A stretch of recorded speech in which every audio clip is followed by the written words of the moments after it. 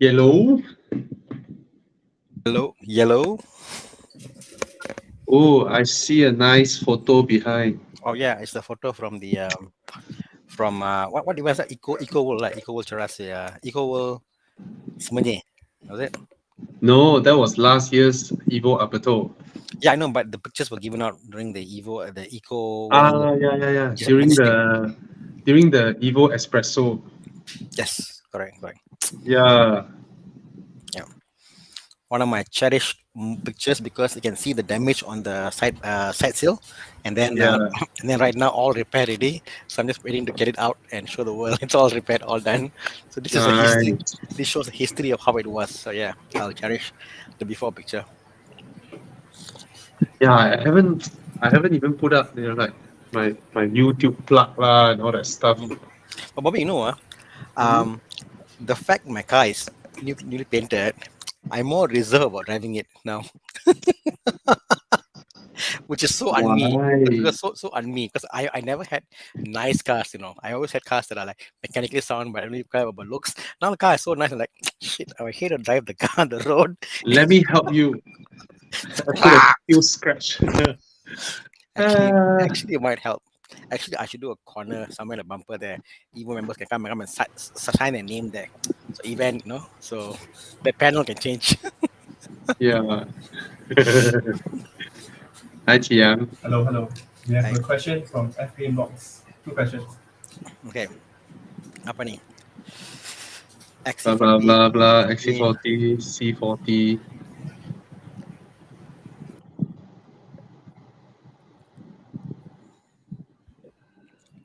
Okay.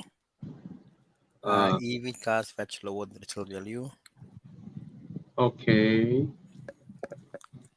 Okay. So let's address the first one. Question is, will EV cars? But he's opposite. He's saying that because Volvo is going to sell more EV, then the price will be lower compared to. Uh, I don't know. Whether Volvo sell more EV or not has nothing to do with Yes. whether he should buy EV or petrol, right? I mean, very simple, Chris. I reckon this car that you're buying will be your main car or your only car, right? Then you get the normal XC40, right? If not, you have, and moreover, you stay in Guangdong. If you stay in KL, right, chances of you heading out of town is lesser than people who are from out of town. Because from what I learned, every time when there's like a like a long weekend, a lot of outstation people will come down to KL, right? Yeah, True. True. yeah. And, So and I guess Kuantan is a small place that if you're going around Kuantan itself, you're not going to use yeah, much range anyway. No yeah, traffic jam. yeah. So But if you have a car that can do long distance, then if it's your main car going about daily, then you can use the C40. So yeah, mm, look, I hope that helps you. Welcome everybody tonight. mm. Gopal, Theophilus, Gabriel, Nathan, Kaput, CL, ICL. Oh, there's another one. What's that? Over here. Blah blah blah. So he says what I call his name is Han, done videos on Volvo. Question is, should you get a 6 7 year old XC90 about 160,000 because obviously it's out of warranty, and what do you think about out of Hmm. warranty XC90 Hmm. and repair costs? Yes. Hmm. Extensive repairs that goes north of 30,000. Now 6 7 years old. The battery is warranty for 8 years. The funny thing is there are people in our group that has driven their XC90 to 250,000 km Mm. and more, and there are a few of them who own the car since 2014, since late 2014, the first batch. Mm. So in a way, yes, you save a lot, paying 160 only coming in. if you're worried with a hybrid, why don't you get a 6, 7 year old T5, right? Because I'll be honest with you, uh, yeah, the battery is almost done in another 2, 3 years. I mean, the whole battery won't fail just like that, you know. Uh, they still run well, and nobody's gonna spend full amount to have a brand new battery into your Yep. car because your outlay for the car is 160. You want a brand new battery, let's say it's 40,000, right? That's like 25% of the value of your car, right? So And on the flip side, also, if you think about the oldest EV in the world that's mass produced is the Prius. Prius had about, I think, what, 5%, 4% failure rate on batteries, and they were mm, mass produced anyway. So as much as battery failures are is there are also yeah, engine failures with, with yeah, with ICE cars lah. So I think it's no here, no yeah. there. I don't think it's that like, you buy a used car knowing what it's cheaper Mm. because there are things will break down. But Volvo has been, I think, good so far among all the other hybrids. I haven't heard any horror But stories. there are, I mean, at There this are lah. stage, right, there are those where not just the power unit or the hybrid system, the control arms, the air suspension, and all that, all those add up quite some amount. Uh, then there are also other big ticket items, right? Your aircon compressor, steering, and all that. All those are big ticket items as well. So Correct, I think correct. I think you know full well asking this question that 6, 7 years old, there's a reason. I mean, it's still a great car at 160K, but Hmm. yeah. Yeah. So if you are worried, then you go in with the T5. Or you are like people like us, myself, Thana. Sometimes we know the shit that we're getting into, but our butt is still itchy. Then we go for it. I mean, we go in it full well knowing, that we might run into all these problems, but maybe the way we think is different, or we enjoy the fact that I got a great deal. Oh god. And then we're gonna spend 10K, 12K, Put it 12K, put, 13K, put it this way lah. I'll give you a yeah, hybrid story lah. Okay, yeah, so yeah, we bought our hybrid at TTOE for 100K, well below market price. Okay, yeah, back then, and the damage could have been up to 40K, which is like yeah, 40% of the value. yeah, And obviously we got claim insurance, we got covered lah. But yeah. even if I had paid the 40K, Mm, it's still a cheap car.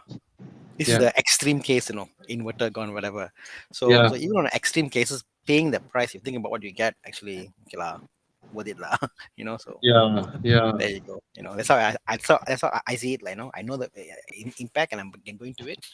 Worst case scenario, if you're happy to bear the brand, then it's fine. Go ahead. All right.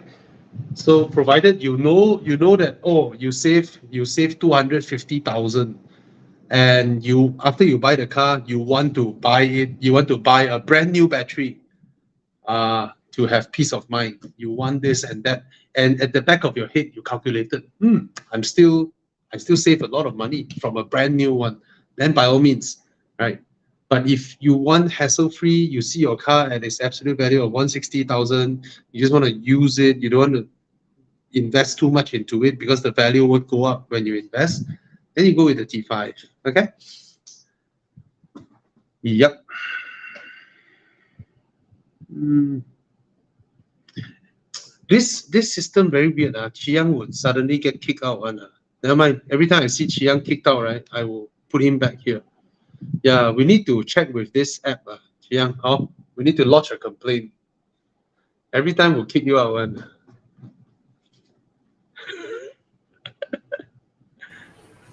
Hey, Tana, you're muted just now. Oh, says Chiang is the app.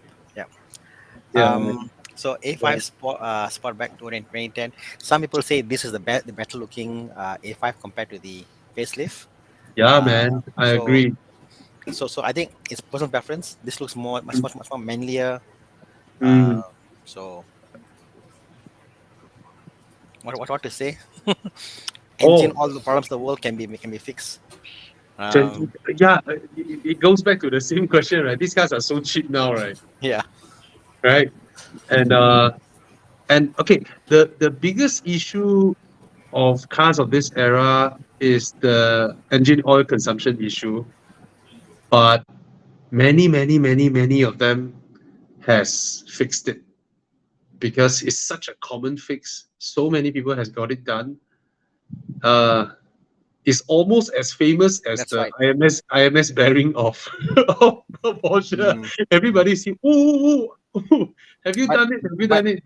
The but piston ring thing, huh? but on hindsight, Yeah. I think I can almost bet you 100% of all A5 out there has gone through one engine rebuild or refurbishing or overhaul, whatever. Confirm. I almost can guarantee you all A5s. Because when you do the piston ring thing, right, it's almost it is equivalent to an overhaul Correct, already, right? correct. Yeah. So my point is, Yeah. all A5 has gone through overhaul. Mm. Not all 9X has gone through IMS failure. so, so No, I mean, the thing is this of this era is uh the piston. I mean, for those who don't know, piston has a ring over there, and oil sit in and burn sit out actually and burn away with the combustion. So they keep needing to add oil and all that. Um, if you can, you opt for the facelift, which has fixed this issue. And then, but if you found one that is very cheap, just make sure they have got the updated parts on the piston ring done. It should be okay. But granted, uh, the platform of this era is a combination of multiple things that are not bulletproof. Okay, nobody will claim this era's Audi product, especially the 2 liter and the 1.8. Nobody will claim them as bulletproof. Even when we say the S4, S5 is way more reliable, they are not in the category of bulletproof. Bulletproof meaning same generation BMW gearbox, the 8-speed ZF. You know, that is literally, that is outright bulletproof. Like, that is more bulletproof than Toyota transmissions in Bellfire, in Alphard, and all that. All right, those break down. All right. Uh, it's the point that, for example, like now yeah, Con's gearbox got issue, yeah, and then people are like, hey, your gearbox got issue, and Con's a very old car, by the way, and we're like, yeah, and we're shocked that the gearbox got issue when a BMW has a gearbox issue. So yeah, it's crazy, lah. yeah. So yeah, they are cheap, and check the service record, drive it, and these are all dual clutch, so they are not known to be bulletproof, the gearbox. But it is not something that nobody knows how to fix. It's relatively cheap and very well documented. Many people knows how to fix them. Parts are everywhere.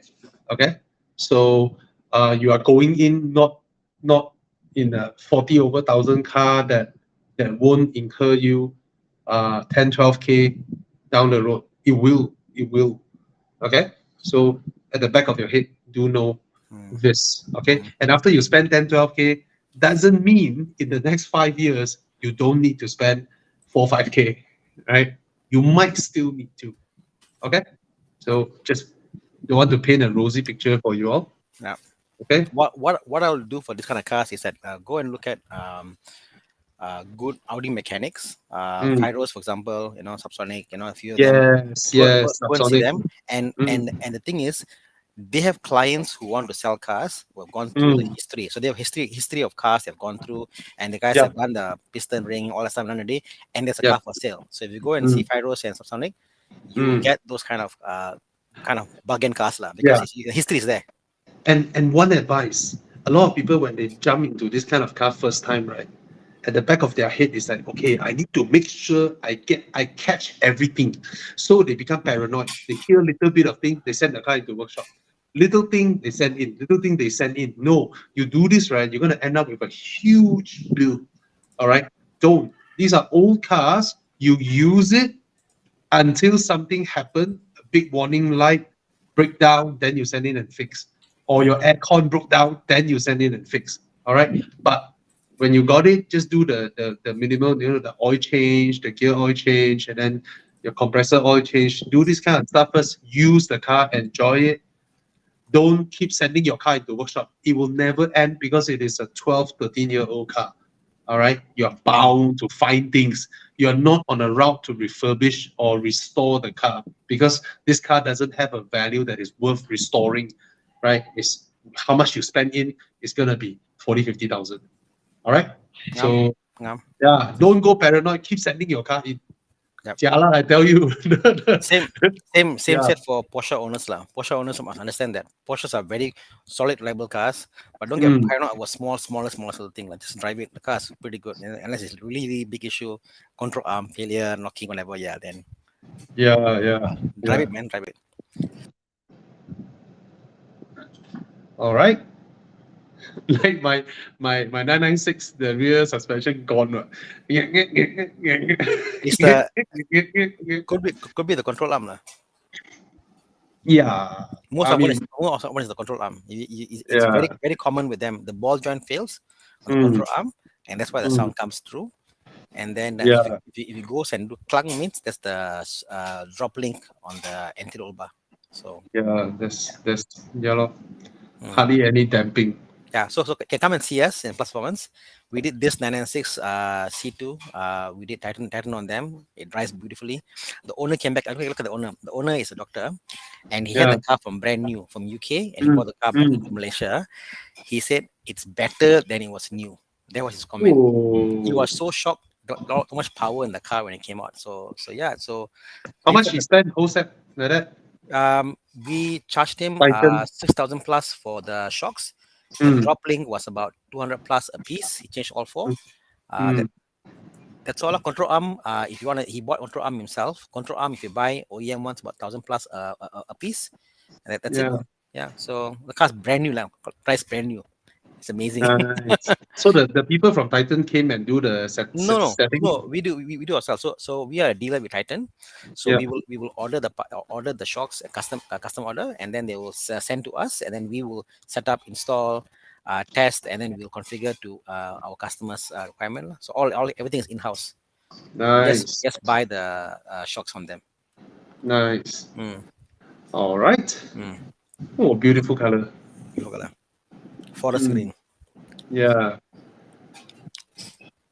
Oh, I haven't said hi to. Oh, Con is coming in. Lawrence, Mazrin, Lawrence, Jared. Hey, Jared.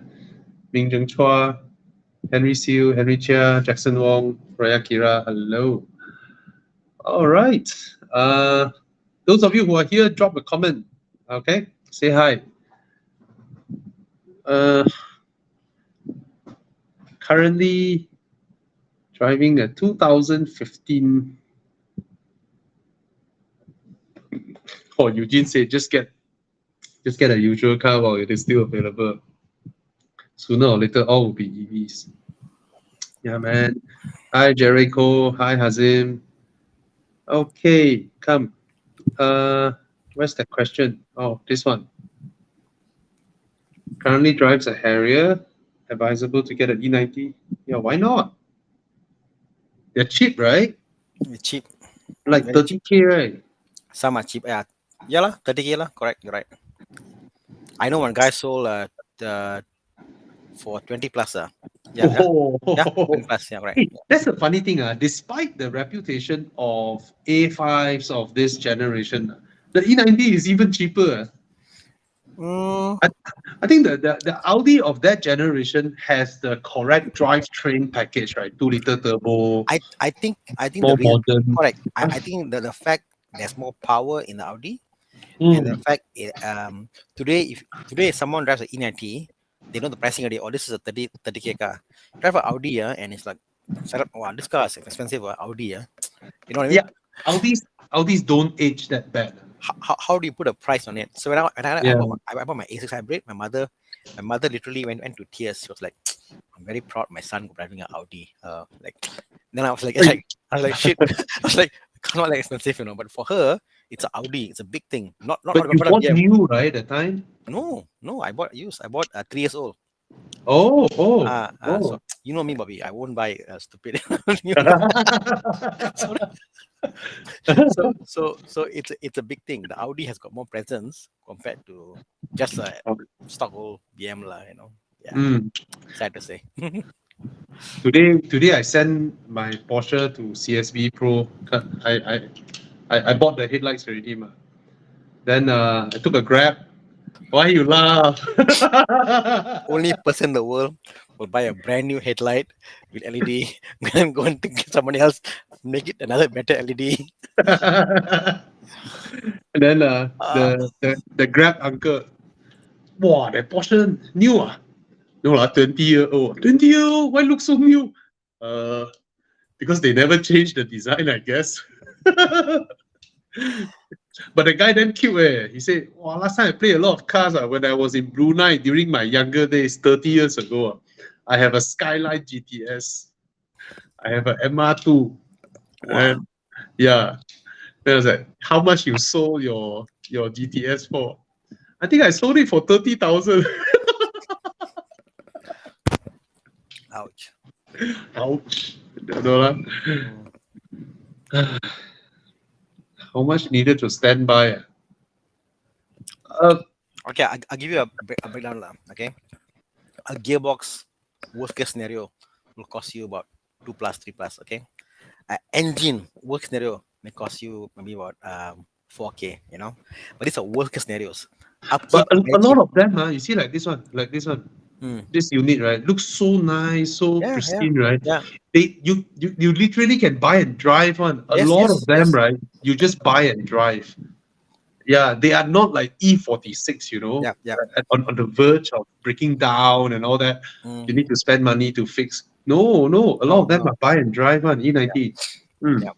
A lot of them are currently being driven and they're being used daily. It's not like a car that has parked somewhere never used, not like not like an E36 or whatever. It's not, it's not the case.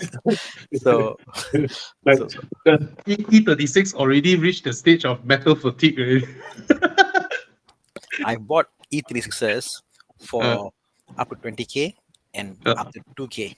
To give you a price range. I'm very sure, right? Like E36, you can already find those whereby if you go and measure the body, right, the left, right don't align, not exactly in proper shape one. Yeah. Right. Yeah, I see. E90. Joseph, he drove his E90 one shot from KL, blasted all the way, and then he to where he put up a night in Hua Hin, right? Then the next morning blasted up to Chiang Mai Mei Hong Son, like crazy way. His E90, his daily car, his 325. He just went in. He saw all our enduro postings, right? He's like, oh, I cannot tahan already.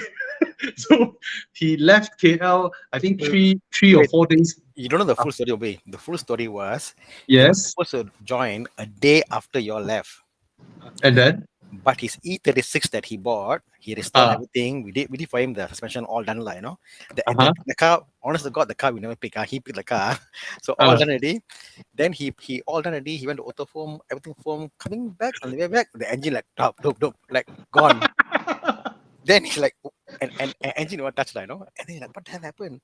Then it was the case of the engine was he got con he bought a car that was like 500,000 mileage and it was like a con job inside all muddy and gunked up and stuff. But so he was like very sad. He like, screw it lah, I will drive my E90. So the E90 was a car wasn't prepared to go for even the road, and he took it and he drove it, and it was beautiful as you can see Hi Thomas. Yeah. How are you, Thomas? Kind of tired, but I'm here.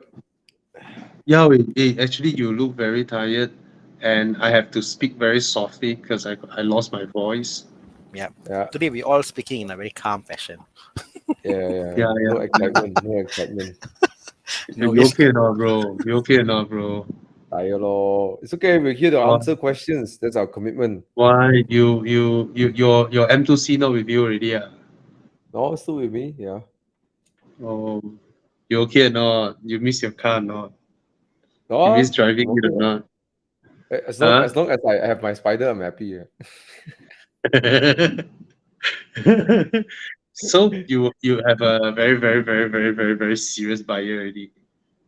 No lah. At buyer, I'll tell you next time. Yeah. Oh, okay. So Right. Thomas's M2C is still available, very much available. All right, prices are increasing these days. So last week it was 372,000. This week is 375,000. So you better grab it quick. It's gonna go up. Yeah. Okay. Let's answer more questions. Ooh.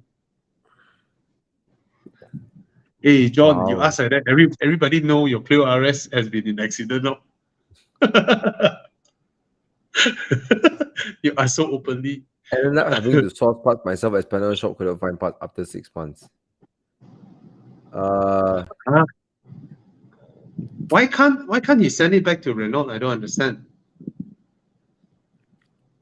Right? Sometimes during accident they already send to a workshop Yeah. because the flood towing line, But in this case, like you are stuck because you can't take the car out from there because it's already open halfway. You can't Yeah, also and take then and you put can't to really Renault sell also. it, right?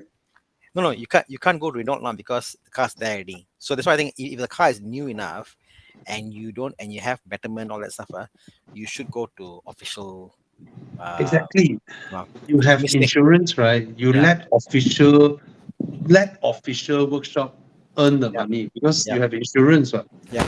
right? So that's the thing, a lot of these outside and I don't even know what do they mean by they cannot source parts. Just order from Europe. It's not a super old car, right? It's 2014.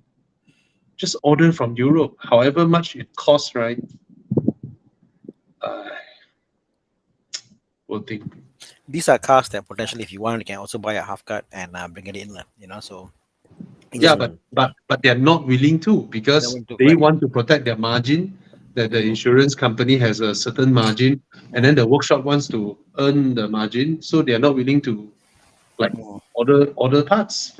What And if I they keep telling if I you cannot find part, cannot find part. Then how? if I was you, John Cole, go and talk to your insurance company, no, to your insurance the person who's repairing lah, Yeah. and tell them, look here, this part cannot get. The pricing is now worth 60% of my car value. Talk that way, Mm. and most likely the company will write off your car. Then you buy a new car, lor. Mm. So all happy, So maybe Yeah. Yeah, that's one way It's, because you can't get means the pricing is different to import from Europe, So Yeah. be, right off, be huh? yeah, that's all lah. Be fair with what is the realistic value of the car. yeah. And how much you can pay. That kind of workshop, they cannot find. They don't have the means to get parts, right? And yet they just take in all the car first. Trying to earn the insurance money. Yeah. Uh, I'm very scared of all these tow truck fellas when you accident they come and tow you. Those are the exactly. ones you don't give to them.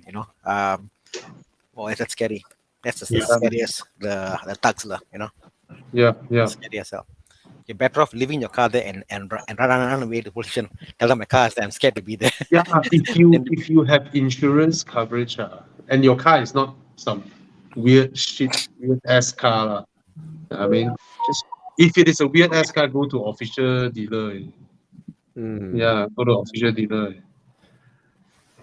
I tell you, I mean, I've personally went out middle of the night to help a friend who was surrounded by all these tow truck fellas asking her to sign, right? Then we saw police, we then happy. Then the police came and asked, why you don't want to sign? Police, they're all underpaid. They're all paid. Oh, they're one syndicate. They're I all had once an Audi Q3. I said, give me one minute. Audi Q3 in Puchong Iowa Mall. The lady drove, hit the curb, broke the axle, and went and fire coming out. And she went to the side of the road. And then so I went to help her because it's Audi, right? I'm Audi fanboy. So I help her get out. She was shivering, So I get her, put her in my car, whatever, and calling my friend from Audi to help out to tow truck. The guys came through, which of a certain race lah, my friend lah, and my friends, and then they surrounded the car. They whacked my car to get in. They said, "Who are you? Which gang are you from?" They wanted me to release her. I was shit scared. But I don't release, so how to release a lady into the custody of 15 thugs, you know? Oh So no, man. was scary for her. But yeah, it's bad. It's bad in Malaysia. Lah. Oh. Mm. Ah, Okay. yeah, but Yap said, yeah, don't sign anything. Look at what Gary Chin said. Yeah. Evo Club Insurance paid him 37,000 Fantastic, yeah. for his E280. He bought the price 36. He bought 26K. All right. Yep. As Mike says, because you buy with agreed value, that's what you get. But not all have it lah. Not all Yeah. cars and all that lah. Mm. Right. Anyway, Well, let's congratulate Wee Hyang Chiu for his new XC90. congrats. You okay, Thomas? You alright? No, I got disconnected. Not sure why. Oh, well, you look damn tired, way. Alright, bro. Huh? You okay or not? I know you want to buy Ferrari, but chill, No bro. money. How to Don't buy work so Ferrari? No hard. money. Don't work so hard. No money. How to buy Ferrari? You can You one. can one. See, you work until like that. Okay. Yeah, you want to take a break or not, Thomas? No, bro, I'm okay. If I cannot tahan, and let you guys know. It's good to Alright. just get off from work, from other stuff a bit. Yep. Okay, I'll do a quick one, Bobby. I've got someone asking, hey, Bobby, one video on foam inspection. So, yes, Yeah. KL Auto Foam. Yep. It's called KL Auto Foam. Sorry, Right, it's called KL Auto. KL Auto, yeah. The Correct. product that we use is Auto Foam. Yeah. So they have a few shops. They have one in KL, Jalan Ipoh. Mm. They have one in Glenmary. So go ahead. Desmond is the guy, a fantastic fella. All right, go look for him. Got your nipples. Yeah. Find them on Facebook. Okay. KL Auto. Okay. Come. What other? The newest one you can get. Yeah, lor. This kind of question. What kind of question is this? Right? Whatever you can afford, lah. The newest. Yeah, lor. But even if you get the oldest one, the 528, the 3.0, and people still don't buy. Also, I think if that's what you can afford, also okay. I think lah. You know, it's just what you can afford, lah. Yeah. Yeah, I think I can say which one you shouldn't buy. The first batch NA. Don't buy those. Because of the tax. You know, yeah. not only that. When Evo Club Insurance first came out, right? The first locally assembled NA variants, right? No, the Evo Club Extended Warranty. Sorry, Evo Club Extended Warranty doesn't want to provide extended warranty for the first batch locally assembled F10 NA engines. Wow. Because their breakdown rate is quite high. So under extended warranty, the book, right, is in the same category as Peugeots of 2011, 2012. Too bad. Yeah. Somehow. I think for me it's just the impression that the F10s are quite heavy, and then you know that the engine is not the best car for that kind of weight. Yeah, but somehow it's the first batch locally assembled ones. The NA engines. Yeah, they don't provide extended warranty. My friend had a car, had a lot of issue with the ballast and lights and doors and all those stuff. Yeah. I see. Yeah. I see. And F10 also is known to have ECU failures. It's a common thing. Oh. Fried ECUs. Yeah, it's a common thing. Oh. Okay, there's a question here from Lawrence, who said that asking for SUV 2017 Volvo XC90 or 2017 BMW X5 2.0 hybrid. XC90 or 330e out of your choices. Same. Yeah. Okay. Yep. XC90 for sure. Yeah. Oh. Come on. What the bro, just buy. Okay, How- to be how- fair, when you buy a recon car, you must always see it as a used car. Yes. It's unfair for you to go to a recon, guy and say, "Oh, I expect my car to be brand new." I mean, come on, you're buying a used car, right? Exactly. Let's just first put it out there, okay? Because I was talking to some recon, the shop that sold me the Mini, right? I was asking all the most craziest things that your customers say, right? They expect the car to be brand new, zero scratch. Yeah.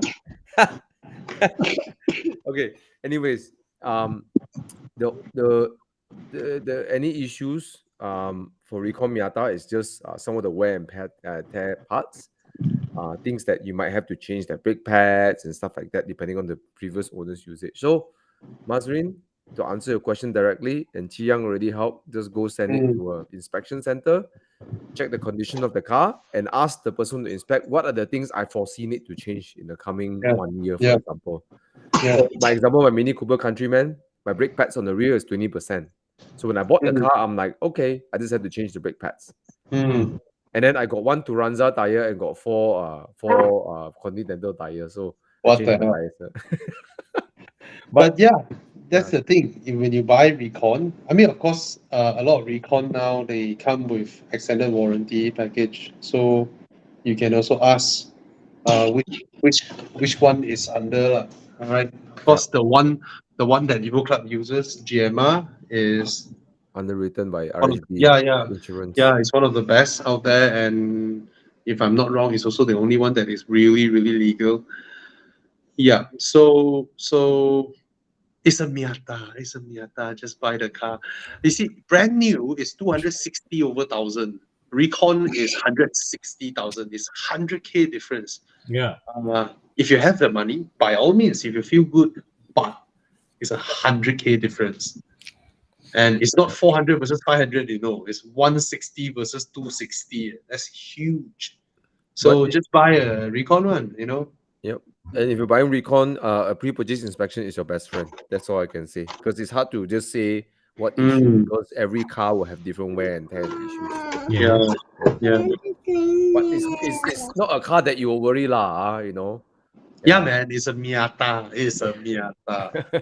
What can go wrong? I think if everything that's major in the car failed, you can't come out to a 100K bill. So Yeah. If Thana can say that, then yeah, I cannot see logically how you can come to a 100K bill or for Yes, what. yes. The car. It's a very basic car, So there you go. Yeah, man. It's literally just buy and drive. Okay. All right. What's next? Yeah. Whoa. W206 or G20? I never driven W206, so I can't say. I driven it. It's very comfy. And all three of us are BMW drivers now. How? And to be honest, I really do think the W205 is a beautiful car. Yeah. I don't think the W206 is a good-looking car. Mm. I've given it enough time. Yep. It's front to back side. There's not one angle on this car that is good-looking. Yeah. The 205 is so handsome compared to this. Right. But the 206 improved a lot lah. Like soundproofing. The whole car feels thicker, more substantial, feels heavier. It feels like there's more car under your butt. But on the flip side, the G20 is a car that, depending what spec, what model you get, it may be a hit or miss. You must get the correct G20. Yeah. But after having driven the LCI recently, the G20, okay, I'll put aside the suspension because I mean we just learned that correct. April onwards you only need to pay 2K and then you get an adaptive suspension, right? So those who don't get the adaptive, you screwed. You shouldn't not get the adaptive, right? Just pay for it. Yeah. The infotainment, the Mercedes infotainment, yes, the screen is big, but it's so easy to use. And the Mercedes Speedo cluster, the two little thumb thing to control them is so easy, so intuitive to use. BMW's one is horrible. There's nothing useful on the screen of the BMW Right? except the Android. And the only and the only way to use the BMW is you just use the Android car Android system and Android Auto, like, no. So it's stupid. It is Did you sheer did you stupid. saw the heads-up display with the Yes. two rev counter like that? It's supposed to be an M Sport. Like, why? The two thing is stupid. It's like the two eyebrow that. You say why do I need that? Okay. Why? Did you see their counter, that's a sports counter on the center display? They have 4 displays: power, Uh, PSI. I'm like, why the hell I want to see PSI and like useless stuff? Then no, temperature. I want to check my tire. And then it says okay. Okay. Okay. No, What is I don't okay? think I don't think it has a tire pressure system. What it has Okay. is wait, listen to me. What it has is it has a ABS sensor, which sensor calculates the spin rate of both tires. When one spin lesser, it will say this tire got lesser pressure. That's all it does. Because Mercedes by default gives you the pressure on the thing itself. They don't because this is similar to my Audi A6 lah. Because they had but mine's a low spec, only had the wheel speed sensor to calculate which one is lesser or more. So stupid.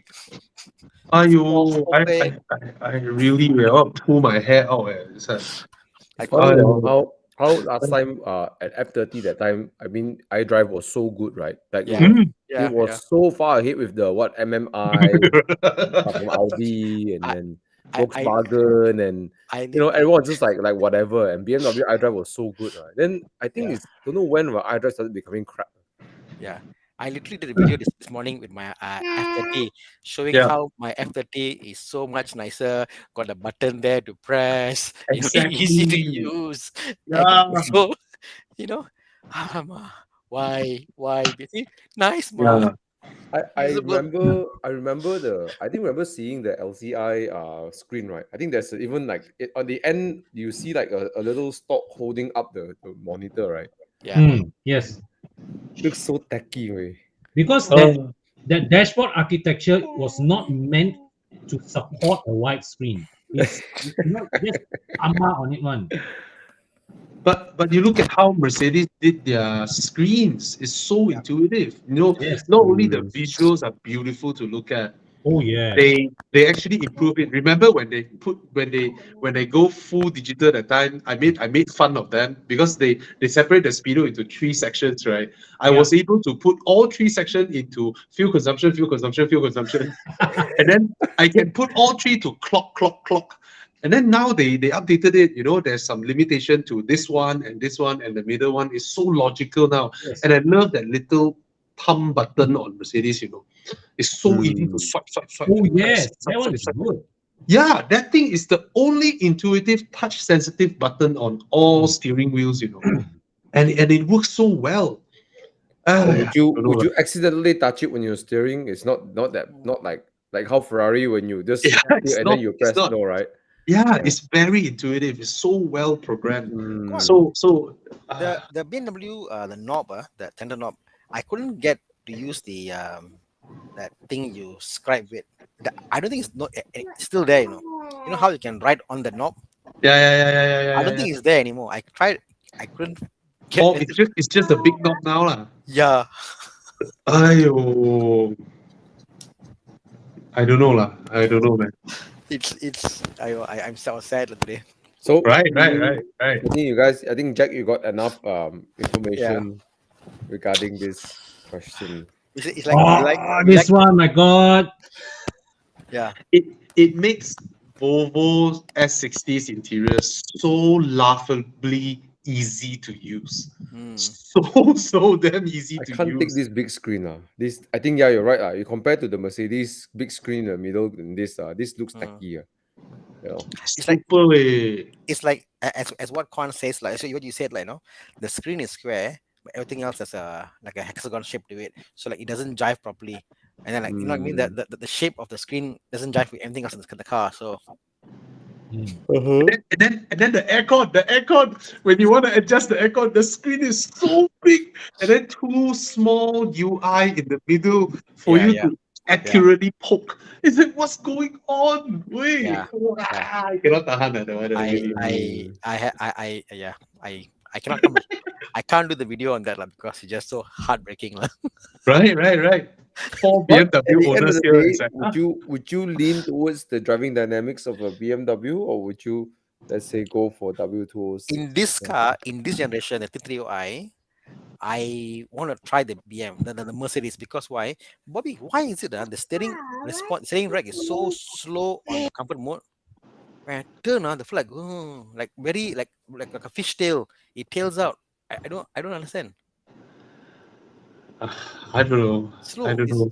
I no lah. It's not a performance driving machine lah. Sorry to say lah. The thing is this now, right? If you are not someone who would take your car and go your thing run, weekend drive, blast here, blast there, right? The Mercedes is comfortable enough. It has a footrest now, even though it's very small. All right. And the whole infotainment system is so much more pleasurable to use.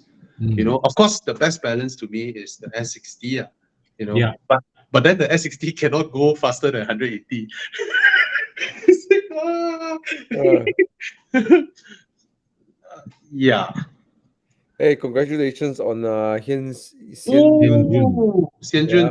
Congrats. The 205 to nice. 630i GT. Yeah, Yeah, it's congratulations. a fantastic car.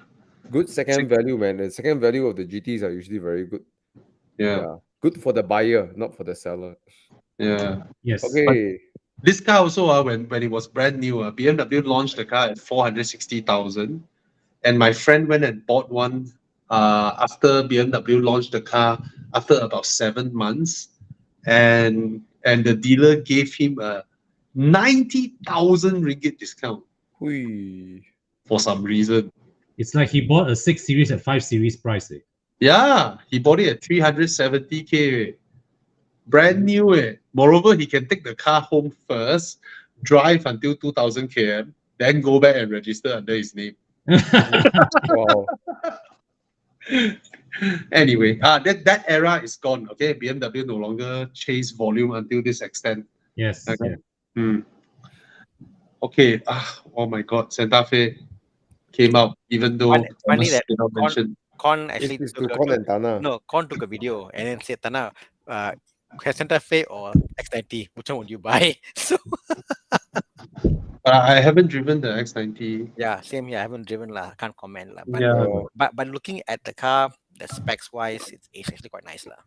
But one thing I can comment, a big car like this, a 2.2 diesel, on a big car like this, will last infinitely longer Yes. than a small turbocharged engine Oh yes.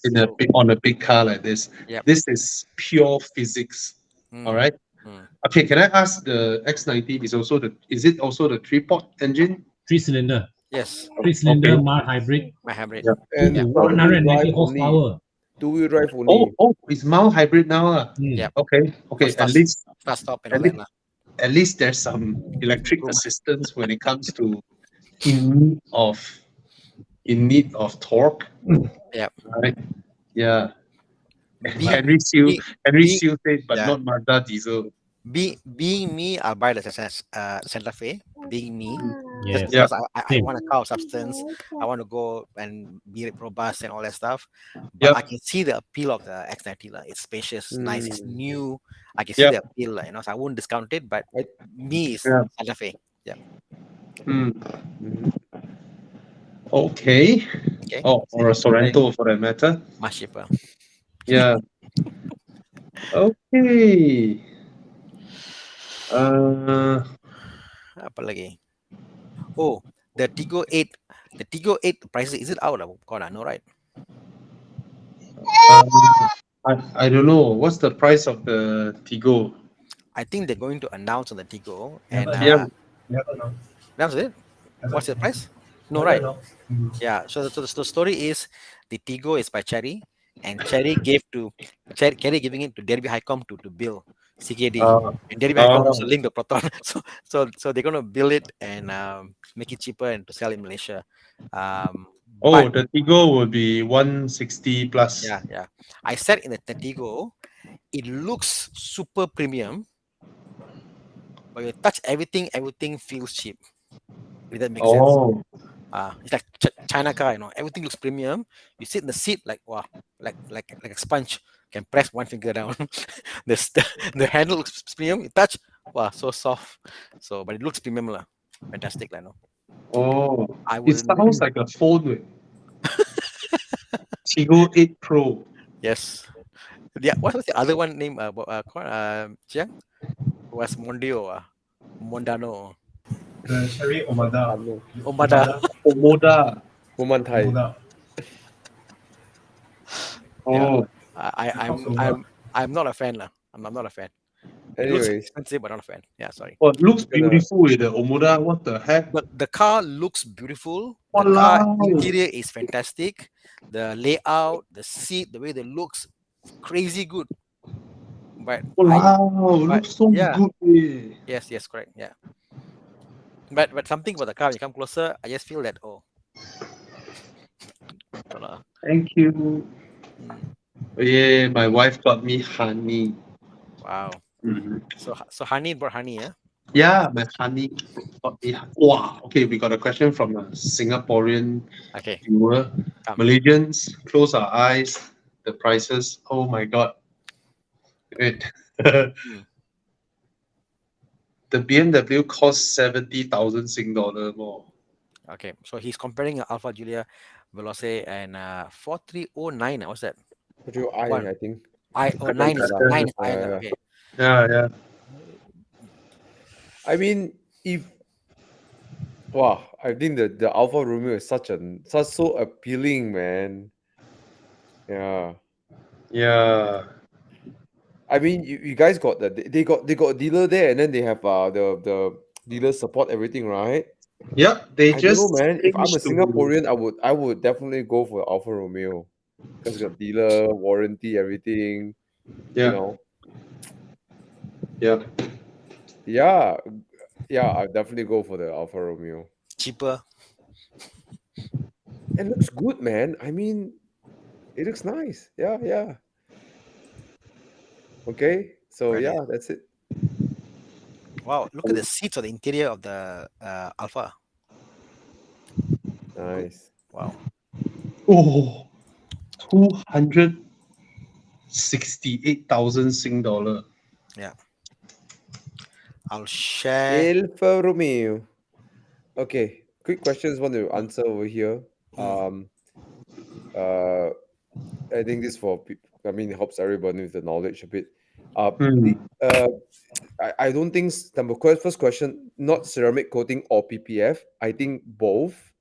If you want to put PPF, please apply ceramic coating. Your PPF is a plastic, so under hot sun it will expand and shrink.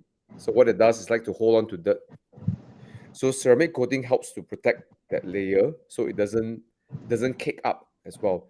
And something I just discovered just today that people who install PPF and they stretch the PPF to go around and to hide around the corners, you're actually breaking the top coat, the clear coat of the PPF, therefore exposing the pores of the PPF. Then the plastic can turn yellow inside. So by right, you shouldn't be stretching the PPF too much. There's a construction of the material, and that's why some brands, for example, like Expel, try not to recommend people to stretch a PPF, to install pre-cut, so that the thickness is there and there's no interruption. But anyways, that makes the PPF more susceptible to dirt even. So but basically PPF, put ceramic coating on top, because with hot weather it expands and shrink, and then you get things big onto your PPF, then start changing color, so not cool. Window tint, there's so many up in the market, depends on your budget. My personal favorite is Expel, but look for the tints that are ceramic. They use ceramic, multi-layered ceramic or multi-layered metal. Not especially for hot sun. We need that kind of technology, Yeah. Okay. If you go for Expel, just let them know that Thomas sent you. Then maybe they give you a good deal. Ceramic tins are those that won't kacau your your Smart tag, smart tag and all your that. So housing tag, whatever. Yeah. yeah, like the glass tag that I'm using is ceramic, Yeah. and Luma also, yeah, top of the range. Of course, those that say that, oh, we have the best result, those if you block everything out, of course you have the best result. But then you need to balance. You need to also balance between your own daily Invisible usage. light. Yeah, you go in and out from your condo, your smart tag, and all that. Right. Okay. And also visible light. You have to see something also. Remember that. Yeah, like back then, many years, my old 3M crystalline, they cut a hole on my windscreen, and asked So me you to can take put the your smart smart tag. tag there, right? Yeah, and asked me to take my smart tag all the way up when I cross the toe and all that. Yeah, I Now, find it now very I do that. You cumbersome. know why not? It's not because ceramic coating or not or tinting. Now I do that because my smart tag running out of battery. The metal. Oh. So if my spider, you see, put my hand up like that. Like, well, I'm in a convertible. I'm just putting my. You But should. now, You should. but What now you my do? car's all with the Lokatech. Yeah. That's just good. Okay. Hope that answers the question. Let's move on to more car buying question. Yay. We're all of us very tired. You What is okay? it? What do you think about GR Supra 3.0 sports car you buy? Bye. Bye. Other questions. Okay. RW asking from Singapore again.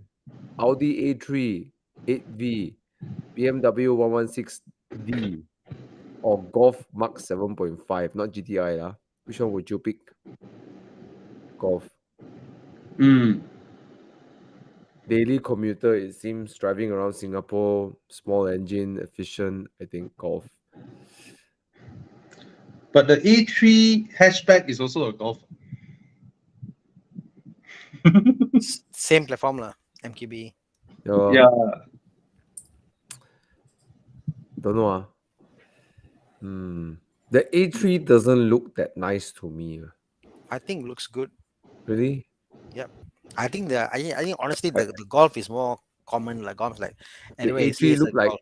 look like trying to pretend like the Golf pretending to be an Audi like that, Like, No. just try to force in the squarish look in front, The A3 got the retractable screen.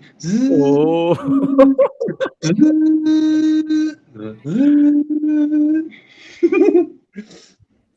I really like the interior of the A3, to be But honest. the A3 will understeer, not like the Golf.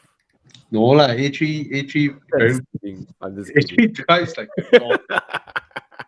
Fucker. But yeah, go for the. I mean, I would recommend the Golf lah. Yeah. Get the A3 Cabrio. Singapore can get all this car. I think 116D, right? The F20, the 1 Series rear seats, right, are not that comfortable. That's small The and 1 not Series comfortable. compared to these two, the 1 Series is like fucking UNICEF that way. It's like damn Spartan inside. The spec, like even like your radio buttons and Yeah. Oh, keys the build control. quality, man. The build quality is set. I mean, okay, your friend buy a Golf GTI, right? That's why I bought a 118i, the F20. Then my friend have a Mark 7 Golf GTI. I jump into his car. I feel his car more premium than my car. Way more premium, way more premium. And then the A3 is even more premium interior. Actually, true. The A3 interior very nice, though. Very nice. Very nice. Yeah, I changed my fact- mind. Go Audi. Audi. Go for Yeah Audi. lah. Go with the At Audi least lah. got nice interior. The car feel nice and solid. It suits Singapore more, it's more premium, more Forget the refined. 1 Series. Forget the 1 Series. Yeah, 1 Series look like Johor. Okay, next question. Always this. Or Thomas. Trying to change my C43 facelift suspension to KWV3. Would it be better or worse in terms of comfort? I use LPT. What's LPT? 2 to 3 times a month. Or is LPT. it highway, is it? Oh, Singapore highway. Oh, will never be. I think any of these callovers will be comfortable enough, but won't be as like stock lah. Yeah, And, the KWs are developed for racing lah. Yeah. I mean, they are developed on Nürburgring, so And they're going to favor performance a bit more. let's be And honest lah. It would never be as comfortable as comfort as stock lah. Like no blame lah. But like after driving around with my new KWs or my Porsche, it is, it's at least the setting I set is marginally more harsh lah, marginally, but but the payoff of handling is quite high lah. Yep. So I have no problems doing it. But But I think C43 the rear comes with air suspension, right? Yeah, the rear got airmatic one. Yeah. So more the reason why he should do it lah. Daniel, I think it's important that you set the expectations around KW. Number one is a performance suspension first. Yeah. Then only road. Having that said, they're not crashing. They're not going to crash like on the road like no. Yep. They are not that level. And it also depends on how your tuner tunes your setup lah. Right? It really depends on the tuner, because if you put the compression super high, then sorry lah. Of course it's gonna feel like crap, right? It's like this lah. Sometimes the tuner like Mike Yap is a dealer for KW in Malaysia. Obviously, you can go and see Mike Yap, And the thing is, they've driven many cars and they know what is comfortable enough for you to drive the cars. But then if you say I want the car to be low and comfortable, you can't have it both lah. You can't have the car slam on the ground and yet uncomfortable. So there's a balance of what it is like, and that's about it, But honestly, I've driven like super high-end shocks, whatever, and none of them has been crashy. Good shocks are not crashy. They're not crashy lah. The Germans know how to build good shocks actually. As long they're not crashy, it's comfortable enough, honestly. So that's just the only thing. My only advice, Daniel, is that don't look at the KW, look at your tuner. That matters more than the KW, right? Yeah. So look for Mike. All right. Simple things like your mounts and all that, how they all work together. Some of them will go for like, I want to put my engine mounting be stiffer, but then the engine mounting is too stiff and this one is not stiff. It's all together lah, So, What's next? Who you, Brandon Cole? Please buy. Please buy. Please buy. You will be so cool. Did you do a review once you brought it up to Genting, right? To Jinsui? And I remember you were parking the car. I was like, the V. Yeah, man, it's so nice. But you see on the highway, the steering is a bit like hesitant, right? On the highway, it feels light, the steering.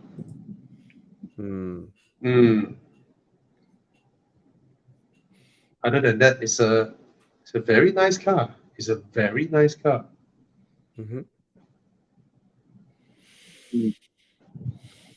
Superb.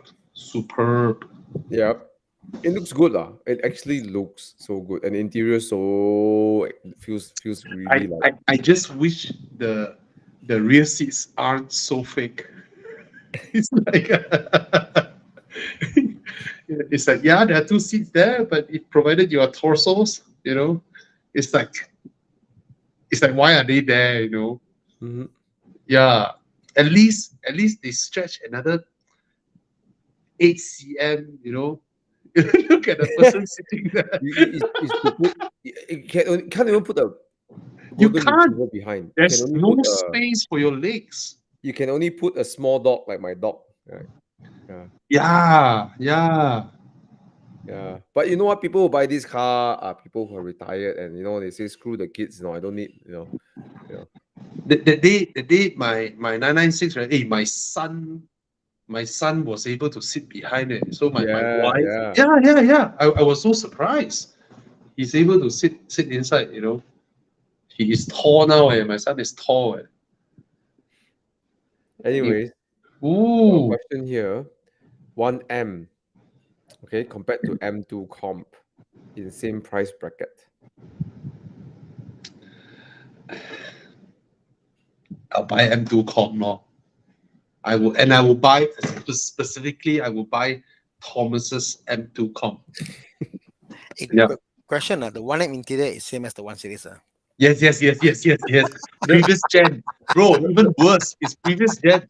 And then the 1M doesn't look that nice lah, because that time 1 Series that E80 something E82 I think Yeah. that one doesn't look nice way. It has Oh my it god. has a very brutal face. I cannot Yeah. deny the appeal of it. Some people love it. I think Gen Pop don't like it lah. General population won't like it lah. I know Prakash loves his one to bits, Yeah. It- but Gen population no lah. It actually has that really, I don't know how to put it lah. It's More a bit like the R34 Skyline. It's not a Mm. good looking car, but the appeal is there. A very brutal kind of design. You must understand the 1M, right? The problem about the 1M, even though the price is same, right? Yes, you get some street crap when you go up to me. It's like, whoa, bro, you drive a 1M. Yeah. That's basically the main That's appeal of this car. That's it. It's an exercise where a couple of very passionate M engineers decided to do something with the 1 Series, right? And and you know what? If it wasn't for the 1M, there's no M2 Com, right? So thank you to the 12M, right? Or 1M, whatever. Right. Yeah. But I don't think. I mean, I've driven a heavily tuned 1M, but I don't think that it's better than the M2 Com. M2 Com was more. The M2 was like they tried also, but M2 Com they really committed to it. Like they really went aggressive with the LSD tuning and everything. Like it felt like they put everything nicely together lah. Yeah. Frankenstein drives like 1-2. Yeah. But you get the street cred lor. You get the street cred, you buy that for the street cred. You Would it be worth the money to Ooh. keep long? Sorry? Would it be worth the money to keep long? I don't know lah. I mean, I would say no lah. I mean the people Well, want to at buy it least- also so small, at- At least recently, the seller came to their senses and trying to what's that sound? Trying to sell. Wow. I think. Why is I think that? it comes. Yeah, 380K, right? Asking price. Last For a time long 500K time, way. for a long time, they were asking for 500K. Gila. Yeah, I think it's also all the I don't know whether you said it last time. The journalists all, wow, hype, Yeah, it came from the media hype. Yeah. Mm. But for 300K, I don't know lah. You just get street cred lah. That's all. Yeah, it's still costly. Yeah, the M2 or don't forget the M2 Com lah. The M2 drives way better than this lah. But that's the thing, That's the thing with cult status. You see, a lot of JDM, you cannot judge them based on their power, based on how they drive, right? It's But there's no cult status.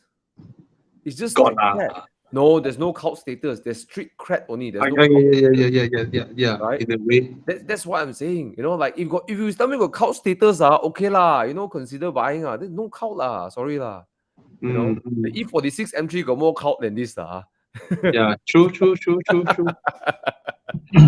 You get a CSL more street cred than more cult. Okay.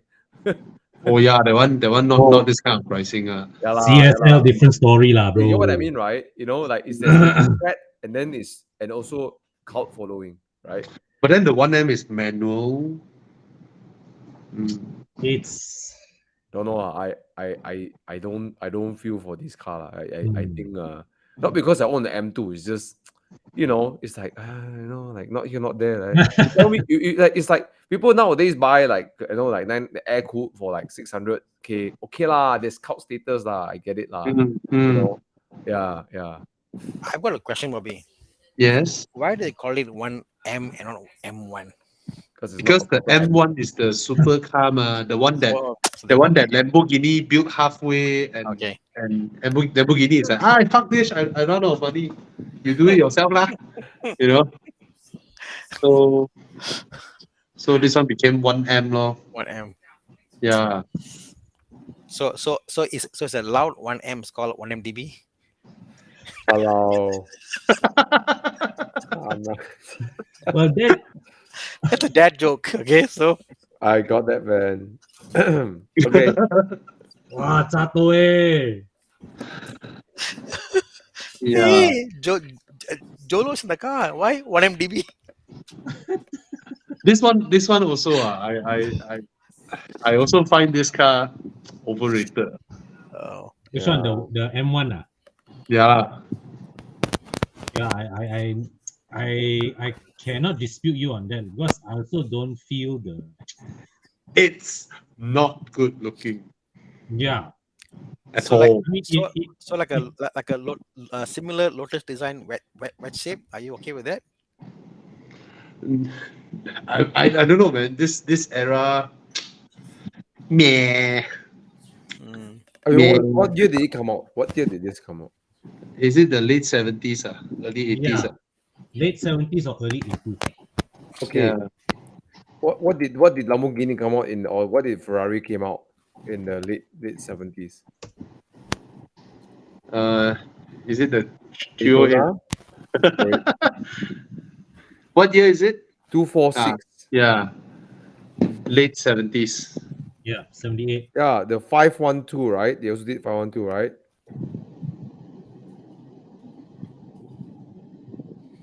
Gosh, era lah, all this lah. No. Yeah. The 308. Look at the the 308. 512. Bro, the 308. The Alexis 308. Or Mm. 308, yeah. I mean, Same era. yeah. Yeah. So the 308 looks nicer, I feel. Way nicer. Yeah. Way nicer. How about the Maserati Bora? Yeah, Maseratis of this era also. Yeah. Mm. Hey, the Maserati Bora is actually not bad looking way. The more you look at it, So look at the rear window panel, like wow. Yeah. trying to tap into that market, I guess lah. Wet shape, Yeah. sports car. Okay lah. I mean, Okay lah. okay. So beautiful, Alexis 308. Oh well. 1979. Okay, Grecale versus Cayenne, more reliable, better resale value. Ayo, you ask more reliable and then resale value, confirm Cayenne lah. That's obvious question. Sorry, Andrew. Wait, let me think. That's you know that weird thing. Sometimes when the car is so rare, the owners all will have an unreasonable expectation on their resale value. Mm. Whereas those that are everywhere, when it comes to selling the car, hey, Cayenne, you look at traditional record of Cayenne used car value, they don't hold well. No. They don't hold well because it's just so many of Wow. them. Shit, 27K. I think the Cayenne is the cheapest Porsche you can buy now. Yes, Yep. has always been lah. Cayennes are the cheapest Porsches you can buy. You know, they're cheaper than Macans, you know. Oh, of course. Of course. But the Grecale, I don't know, I don't like the look lah. Oh my god, I cannot tahan. Like once, I think Bobby said once look like Ford Puma. Once you said that, right? Then that day I was driving around PJ, you know, around Expel area, right? PJ, right? Then I saw Grecale test driving. I said, oh my god, Ford Puma. Can't even see the Trident logo. All I saw is a Ford Puma. And I think also the Ford Escape. The Ford Escape has got a similar design, the new one. Oh. The Ford Puma. Look at Ford Escape also, yeah. I think the Cayenne is a prettier car. Now look at the Ford. Cayenne, Look, in so look at many this. ways. Look at this, the Ford Oh Escape. yeah, look like Ford Escape, a bit lah. And it also looked like the Jaguar E-Pace. It looks more like a Puma lah, cause the eyes a bit round ma, you know. You search the Jaguar E-Pace, also look like baby Grecale. The Grecale look like you know, it got surprised, you know. Then it shrunk, you know. Like I see Grecale. it's like the what's the bigger one what's the bigger version of the Grecale Levante. it's like the Levante got shocked, right? Then it got like it soaked, you know, like then become smaller, you know. Yeah. It got a surprise face. Yeah. The interior is very nice though. Yeah, Anyway, I'm sure. I I did not I, hear of that stupid Chrysler thing, right? I will go with the Cayenne. Yeah, that's true. Yeah. Yeah. Okay. Let's go. What else? Other questions we Thoughts have? on M6 Grand Coupe? Buy. Buy. Please buy. Buy. She's a better choice. Same engine, one with a mild hybrid. The GLE 53 sounds like a 63, the way they make it sound. So yeah, you can go ahead. I mean, because the 48-volt mild hybrid system makes the start-stop very pleasurable. The torque feel also very good. So I have generally very good experience or impression on 48-volt mild hybrid systems. Haven't heard much issues. It's just like the Proton X90 also. Yeah, it's a 1.53 port.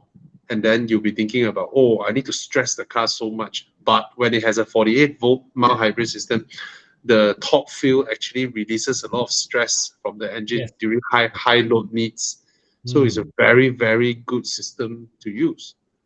Yeah. Yeah. Because Hey, it steps in there's a for question over here. Mm. Question over here. Chiang, can you open up this one? What's the best value 450 V8? Okay, this is not 450, but definitely infinitely better than the Ford Mustang. Oh, yes. Fuyo. M6 Grand Coupe.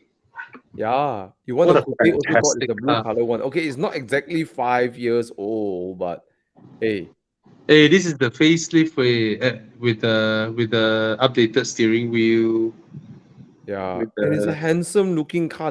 And what my favorite profile of this car is actually the side profile, the Grand Coupe. it's beautiful. This car is beautiful. The way the side first and then the rear 3/4 angle. Wow, the shape looks so nice. Yeah. Yeah. Such It a has a good looking Panam. car. It's like it's so much better looking than the Panamera. Sorry. Yep.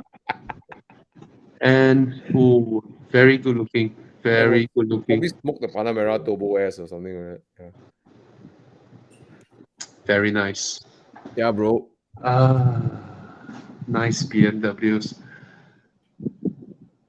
All right. Please don't get the Mustang. You saw the video. The Mustang had a small head-on crash. What the hell, wait? It's like, you know, right? When you see someone trying to do some sideway action, if they sideway and then they couldn't take it back and then hit, okay lah, at least he managed to have some drama. This one is I want to have drama crash. It's like, what's going on? Ayo. His car was almost straight already, but then I think he just break. I think he wanted to. I don't know lah. Like out of nowhere, right? He just continued turning. Like he was really safe. The tail came out, then he don't dare to continue. Right? Yeah, he just the car brake, then the car just went straight. Yeah, because the front rear also lock everything fly, right? It's the momentum is there, right? Whether you brake or not, it doesn't matter anymore. You just don't have the distance to brake to cut off the momentum. It's exactly like how all those US car meets how the Mustangs hit the pedestrians. What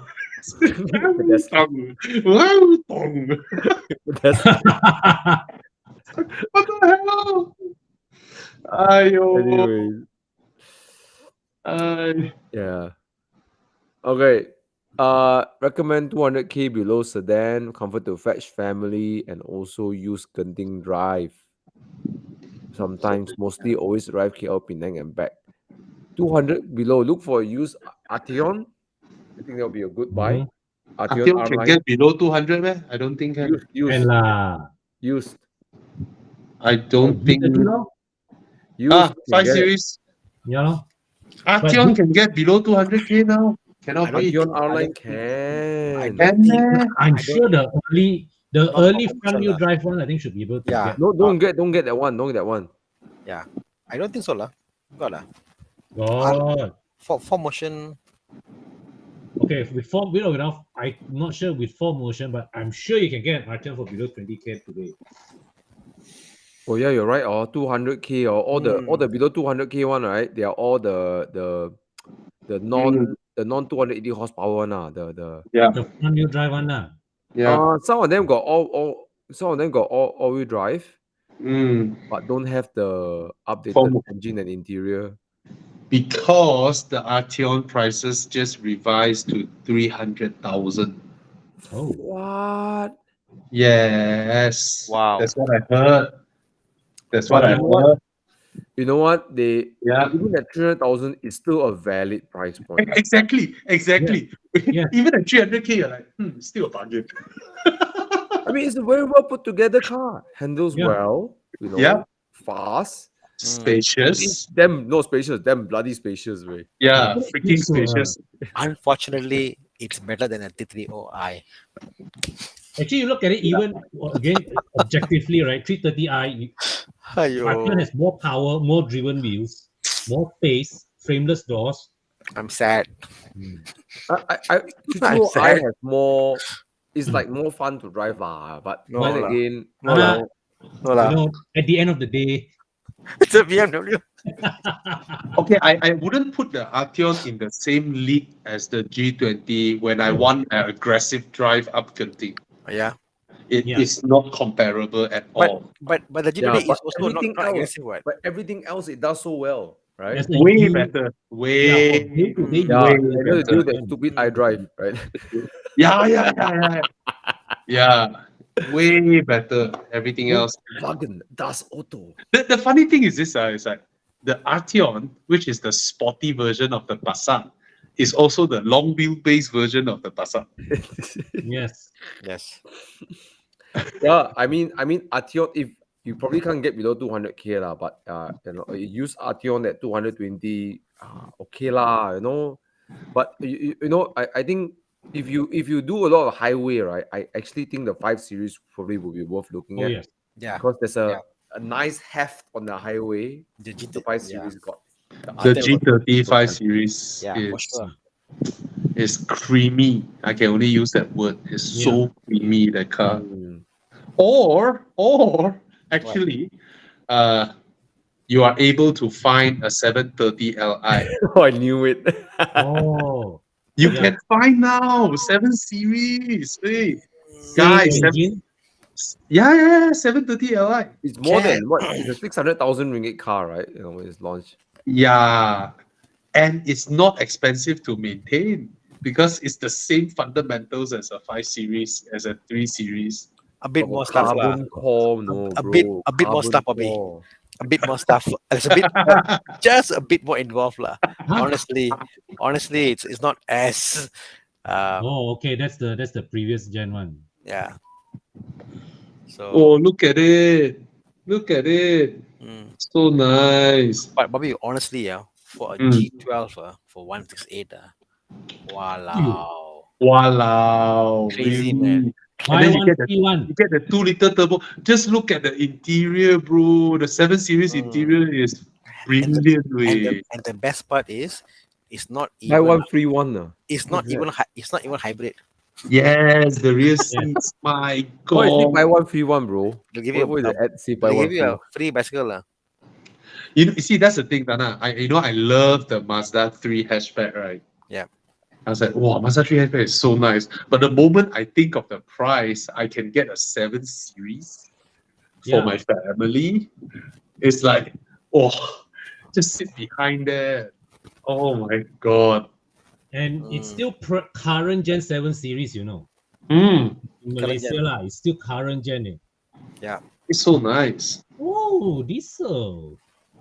It is so nice. Oh, got diesel some more. Diesel. Yeah. The 3-liter diesel. Okay, Wow. if you buy the Oh, if you buy the 3 series, if you buy the G20, you won't get a door lock button in the middle of the car. Yes. To lock the doors. For some reason, BMW decided on the 3 series, you don't need a button to lock the doors on the center of the car. Oh, Thana, I think Hello? yeah, Hello? there's Hear a me? lot of interruption. Hello? Yeah, I'm gonna give me like 5 minutes. I'll be right back. You go ahead, bro. You need to use the, I had Hello? to deposit some stuff. Understood. Oh, Is- investment. No, Is no, no, my- no, no, no. Going toilet. Toilet. Hey, the Okay, bell okay, haven't ring okay. yet, Thomas. Is my audio okay? Now Yeah, better. okay now. Okay now. Okay, No sure. more that scrubbing sound. Funny. Huh? Oh, I was shocked. This one, I was like, hey, that's the Cannot be. facelift way. 200K. Cannot be. He changed the front and back to facelift. Oh. Wow, really spend this kind of money away. And then what was the car? It's a previous lift, is it? It's a pre-facelift, but he go and mod the front and back. Wow. He go and spend like what 30,000. City Motorsport lah.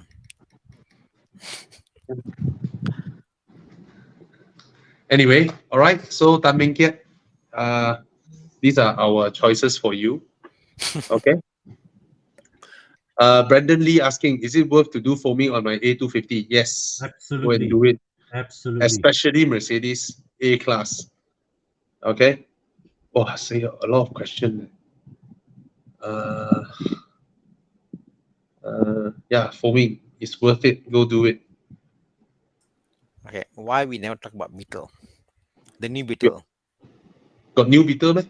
No, as in No, not the classic Beetle, but as in the the why new- we never talk about Beetle at all? I think there's nothing about the engine that is fantastic. We don't get nice versions here in Malaysia. We don't get the turbo. We don't get the like a 2-liter turbo, right? nothing crazy about the Yeah, car in it's- Malaysia lah. Golf is better in every sense of the in Exactly, every you know. multiple sense. Yeah. So, who highlighted this? Me, Not even. me. I thought it was a fair question, so that's why. Oh. Yeah, Because he didn't ask. I mean, if he wants to buy it, then he asks. Then we'll talk shit Mm. about it. Mm. Maybe he feels shy. He said, "Why not talk about Beetle? I want to buy a Yeah, Beetle." why not mention my car? My car. Okay.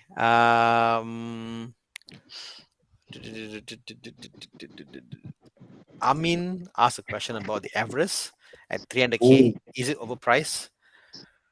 Hard lah because of the taxes here in Malaysia so high. Yeah. Yeah. They will want to Can sell I it. ask, Thana? Mm. Is the Ford Everest equivalent to the Prado GX? I would say In every measurable way, Mhm. both are leather frame cars. not the Right. not the new Everest. It's monocoque. Oh, Huh? Cannot be, right? Monocoque. Hey, I'm it's pretty Ranger sure. platform, what? No, the new Everest, I believe. I mean, Chiang can correct me wrong. Chiang, the new Everest is not, isn't it? It's monocoque, right? Cannot be, way. He doesn't know. Yeah, I was under the impression it was monocoque, same as the new Ranger. I just need to look at the pictures, then I will know. I don't know it's monocoque or but all new Ford Everest. Yeah. I believe it's. I mean, it's Yeah, the it Ranger looks- front end. What? It looks monocoque. Mm. I have no idea. But from pictures, the profile looks monocoque. Yeah. So Doesn't look leather frame. yeah, the old one was the old one was, I believe. So and anyway, I could be wrong, but anyway, I it's not here nor there lah. I think the Prado, I would trust the Prado more lah, honestly. It's difficult to recommend, lah, honestly. Yeah. It's difficult to recommend at 300 grand. It's hard. It's a hard sell lah. I own an Everest, old Everest, but even for me, like Yeah, it's monocoque. monocoque, right? See, there you go. It's monocoque. It's monocoque. Monocoque. Yeah, I remember Wow. reading somewhere I read. So they've gone for monocoque because there's I think the new Ranger also it's all monocoque, Bobby. You know. Oh, So they've gone for this. So it's supposed to be more comfortable, I guess. So Interesting. Wow. Then again, so is Pajero, isn't it? Correct.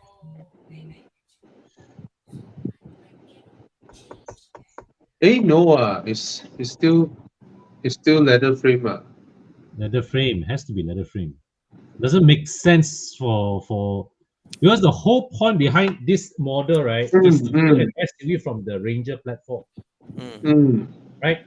I mean, Ford has other monocoque SUVs of this size, but Everest is memang meant to be built from the Ranger platform. Okay, sorry. It's still leather frame. Okay. Okay. But it's by right. Okay. The thing is this: our pickup truck is tax free. That's why we always have this perception, Correct. So these cars are worth this price actually, based on our market. Because everything else they pay tax, man. It's just that we always have this impression that pickup trucks should be very, very cheap, but in global markets, right, a simple pickup is the price of a 3 Series. Yeah. True. It's just that it's tax free here. So all this Mitsubishi Triton, all this in other markets, right? You are poor, you buy Camry. You are rich, you buy pickup. Right? Yeah. We have this wrong perception because of taxation. So what about a Land Cruiser at the price range? V8.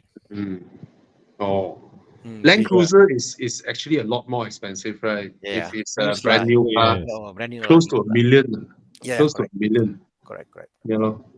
So in that respect, if you like the Ford Everest, you can afford 300K, then you go ahead, but then your resale value is gonna. I would suggest you to buy it so people like me can buy the Everest in the future. So the more you buy in Port Malaysia, the more I can buy. So But you just think about it, 300K, right? Can you get a very, very recent discovery? Right? Or 300K, you can get a very, very, very recent Porsche Cayenne. A 2018 Porsche Cayenne or 2017 Porsche Cayenne.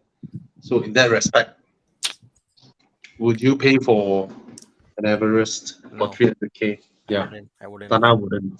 I wouldn't. All right. See, a discovery. Yeah. All right. I'll get the Cayenne, but yeah. Yeah. Get the Cayenne and go off road. Not the Everest. Okay.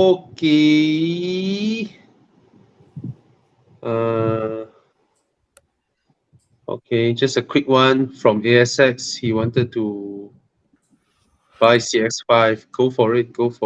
This guy, okay. Yeah. To a bigger SUV. Yeah. I hate the X-Trail. Yeah, I hate the X-Trail. I hate X-Trail is so bad. X-Trail is a car that I actually paid booking for, paid, check cleared. Then I drove the car. Like shit, I canceled it. I canceled back. It was that bad. because I figured okay, cheap enough I buy, Then I said 2-wheel drive. I bought the car. This is bad. Okay, try the 4-wheel drive. I pay more. Still bad. You know the funny thing with the X-Trail, right? Yeah. It was on sale for such a long time. Yeah. So I remember when it first came out. Okay, when it first came out, it's quite good looking, Yeah. And then in its segment, it's the only one with like 7-seaters, Yeah. And then I drove the car, and then the suspension went like doom doom doom doom doom doom. Then I was like, wow, so harsh. Then after many years, I don't know how many umpteen of facelift that they have done. Then I drove the car again, and it's still the same. Doom doom doom doom. It's like what the fuck? They didn't bother with it. Right? They keep adding accessories and launching special edition, special here, special there. Then the airbags like two. Then impal this, impal that, still 2 airbags, but they never bothered with the suspension. They keep doing all the cosmetic stuff just to try and keep selling the car. And along the way, that antique sort of pissed me off, lah. You know. Oh, Yeah. Oh, car has another antique You now, know in-house the right? best edition. part. Uh, You know the best part. In the Yeah. KL Motor Show, they Yeah. had the same external there. Then someone made a comment. Everybody has gone to 2023. Nissan is still in 2015. Yeah, Got bust. it's. Oh, you mean this year's auto show? Ah? Yes. Yes, the car was parked there, Huh? and they have a new X-Trail out, isn't it? But I don't know why the old X-Trail was parked there. No, That's why because Oh my Malaysia God. is still selling that X-Trail. yeah, Well, I don't understand. because Tanchong don't want to update their tooling and all that to assemble the new car, right? Oh, yo. Mm. And there is a new X-Trail out there, so that's the worst part. There is a new X-Trail. At least It- bring it in it- for a while. It was an honest product when it came out, and then along the way, it became a dishonest product. just, Yeah, just adding body kit. yeah. Is You it know. there? Is it there? The picture can't see. Yeah. Oh yeah, It's it's there, still lah. there. It's still there. Where is it? I was there, and then yeah, there. Mm. Yeah. And the new X-Trail looks like a bit like a Hyundai. If you see the new Hyundai. the X-Trail Ayo. XL 23, which is not out yet in Malaysia. So sad, Oh, like well. Nissan. Sorry. Uh, okay. How about this Subaru XV? Should you buy one, or is there better options? Yeah, many options now, right? Yeah. Even use 40K now? Is it? Is it? I think 40K. I think it's right. The first gen. Okay, Oh, but the I first think, gen. I think Yeah. as the used by the NXV is fantastic, Hmm. right? If you can Yeah. get one for 70, 80K, it's a lot of car for the money. I think it's much lower. I think it's 40K. There you go. Yeah, 40K. It was 40K last year. Now You 30 know, odd you K. know the XV, right? Is the kind of car where when people mention the XV, right, in my head, right, there is no price point that I can lock the car on, because at one point, I don't know whether you all realize or not, at one point, right, Motor Image Malaysia, right, fluctuate the pricing of the XV. Suka 140K, Suka 118, Suka 123. They keep doing it, across a period of like 2 Yeah. years. Yeah. I was like, what's going on with the pricing? Where they keep Yeah. fluctuating it. And- So and- now I'm looking at 2019 XVs that are 70 plus K. What about 2020? 5-year warranty, the cars. Oh my God, 2020, even the facelift is 78,000. That's half the price of what a Yeah. brand new is, right? Yep. See, I don't even know how much a brand new one costs now. Should be 140. Yeah. 129. Hmm. There, got dealer selling 129, got dealer selling 142. Another one selling 149. Yeah. Eyesight edition. Okay, this one with the ACC, Hmm. 150K. Hmm. Then I've driven both the XV and the Forester, and I still don't understand why they both exist in Malaysia. I don't get it, because if you look at it, they're just about the same, extra bit here, extra bit there.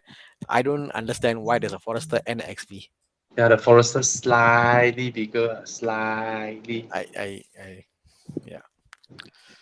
Oh well. Oh well. But yeah, good buy lah. I think it's cheap enough, good. Engine never issue. The issue is always things like Huh? ugly interior. Okay, Tana, I don't understand. So What? the XV Hmm? can be had for 150K, Hmm? but now I'm seeing a all new Subaru Forester 154K. Yeah, it's about the same price. Lebih kurang, a bit more space only. I don't understand the pricing point and why it exists in Malaysia. Both cars, I don't understand. It doesn't make sense. Wow, but it's seriously ugly way. Oh, the new one, huh? Oh my Facelift. God. The color The shit. photoshopping doesn't do it justice either. The color shit. Like, Walao, it's scary the way it looks. uh, Oh my God. How one- Subaru is able to do this? the one we test drove last year, the Forester, came with that screen, and even the screen felt aftermarket. Right. Yeah. Oh my God, look at it, bro. Wow. Subaru, every 3-4 years they want to self-sabotage one. As Con always say, they spend money on the development of the engine. That no money for marketing, no money for anything Design. else. It's like, But what the hell? it's like suddenly for no reason, oh, it's time.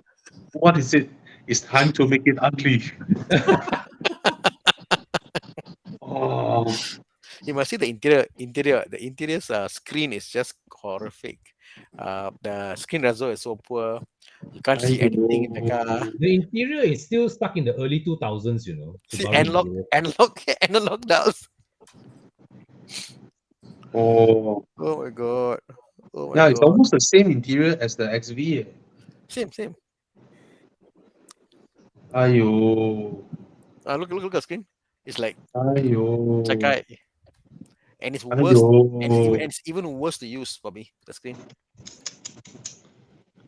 That's the thing, Japanese car makers still think we ASEAN are Stupid. poor third grade citizens.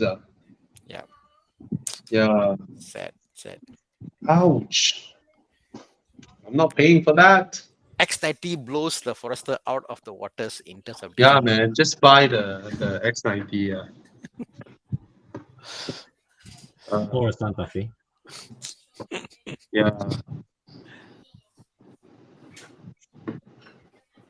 So Cat 2 says, like Bobby said, 250 price 145.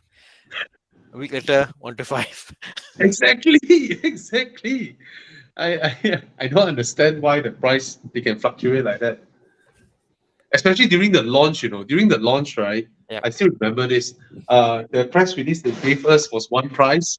The price they announced on the spot is another price. And then after that, the dealer showroom price is another price. It's like, what the heck is going on, But I think even Nissan is also does that a lot. I remember that we got our car so cheap. We bought a Almera as a temporary car, and it was like 15,000 cheaper than that because some promotion they had. So we look at each other like, why so cheap? We buy it. So it was stupid. I think it's like we shall not let our competitor know our strategy. Just confuse them. Yeah. Ayo. Okay, I saw what Jeremy Fernandez asking. Wow, so many questions. Is a Ghibli a good buy? Ghibli. You should buy. Well, What it's year it's are we not the talking? most problem-free car. That's the first thing you gotta. But at 250, this is the newer Ghibli, isn't it? No, The top converter. Yeah, it's already top converter. the Ghibli never had other. They always had the 8-speed because they are after the Quattroporte. So they have the ZF 8-speed. It's a nice car, lah, bro. I mean, the alternative is that you get a BMW, lah, which then you become like everyone else. Yeah, lor. Yeah. The good-looking car. Frameless door. The stupid Chrysler infotainment system. Oh my gosh. Yeah lah. But you get the sound, you get the Core Sportivo, the sporting spirit of I wouldn't mind actually. Qiyang, my one look a lot nicer. See, brown color interior, brown, so much nicer. It's like salmon, huh? Yeah. See, so nice. Yeah, buy. It's Bye. yeah, buy. Just do some research, but yeah. Got problem fix low. Yeah, lor. Nego the price. Nego. Quite a few Like out cars, there. right? Yeah, they have so little people buying. You can go and press price. Yeah. There are quite a few out there, and I mean, you never know, right? The car sitting out there so long, you just go 200K, Then someone is like, you know what? This car nobody want to buy, so okay lah, gao team. 180, go and low ball. 180. Right.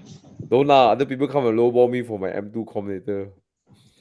M2 different, ma. Oh, yo, Prakash. Congrats. I just Nice. got myself a Maserati Ghibli from the previous owner. Any advice? Nothing. Come and join us for drives.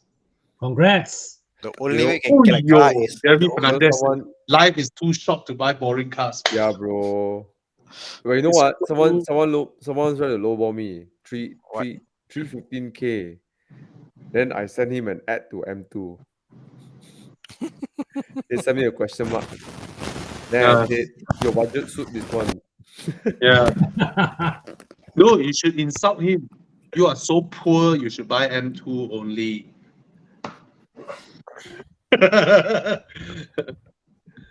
So bad. Anyway, Jeremy Fernandez, let me introduce you to your new friend, Prakash Naidu, a Maserati Ghibli owner. And Prakash, you just bought a Ghibli. Let me introduce you to a soon-to-be friend, Jeremy Fernandez. If they have problem, they can talk about their problems. But you know what, bro? Jeremy, I don't think. Would you think there's problems?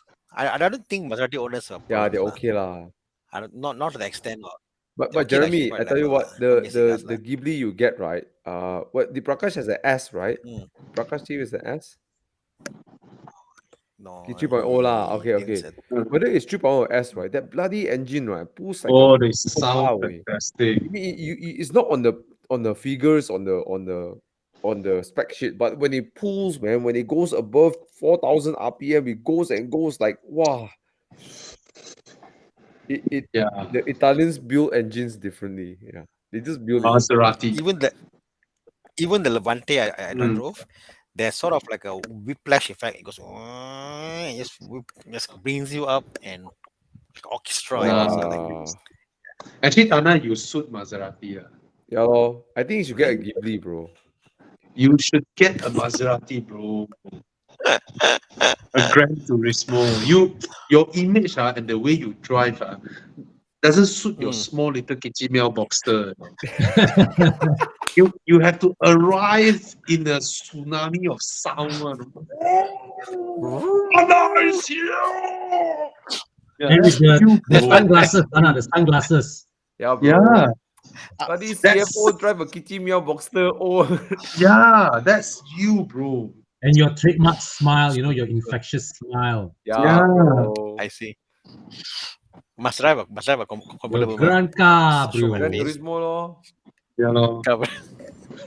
I mean, it's a nice car, but yeah, you're right, Yeah. you know, Tana need to have a bit more swag with her. Tana, you have enough good guy aura.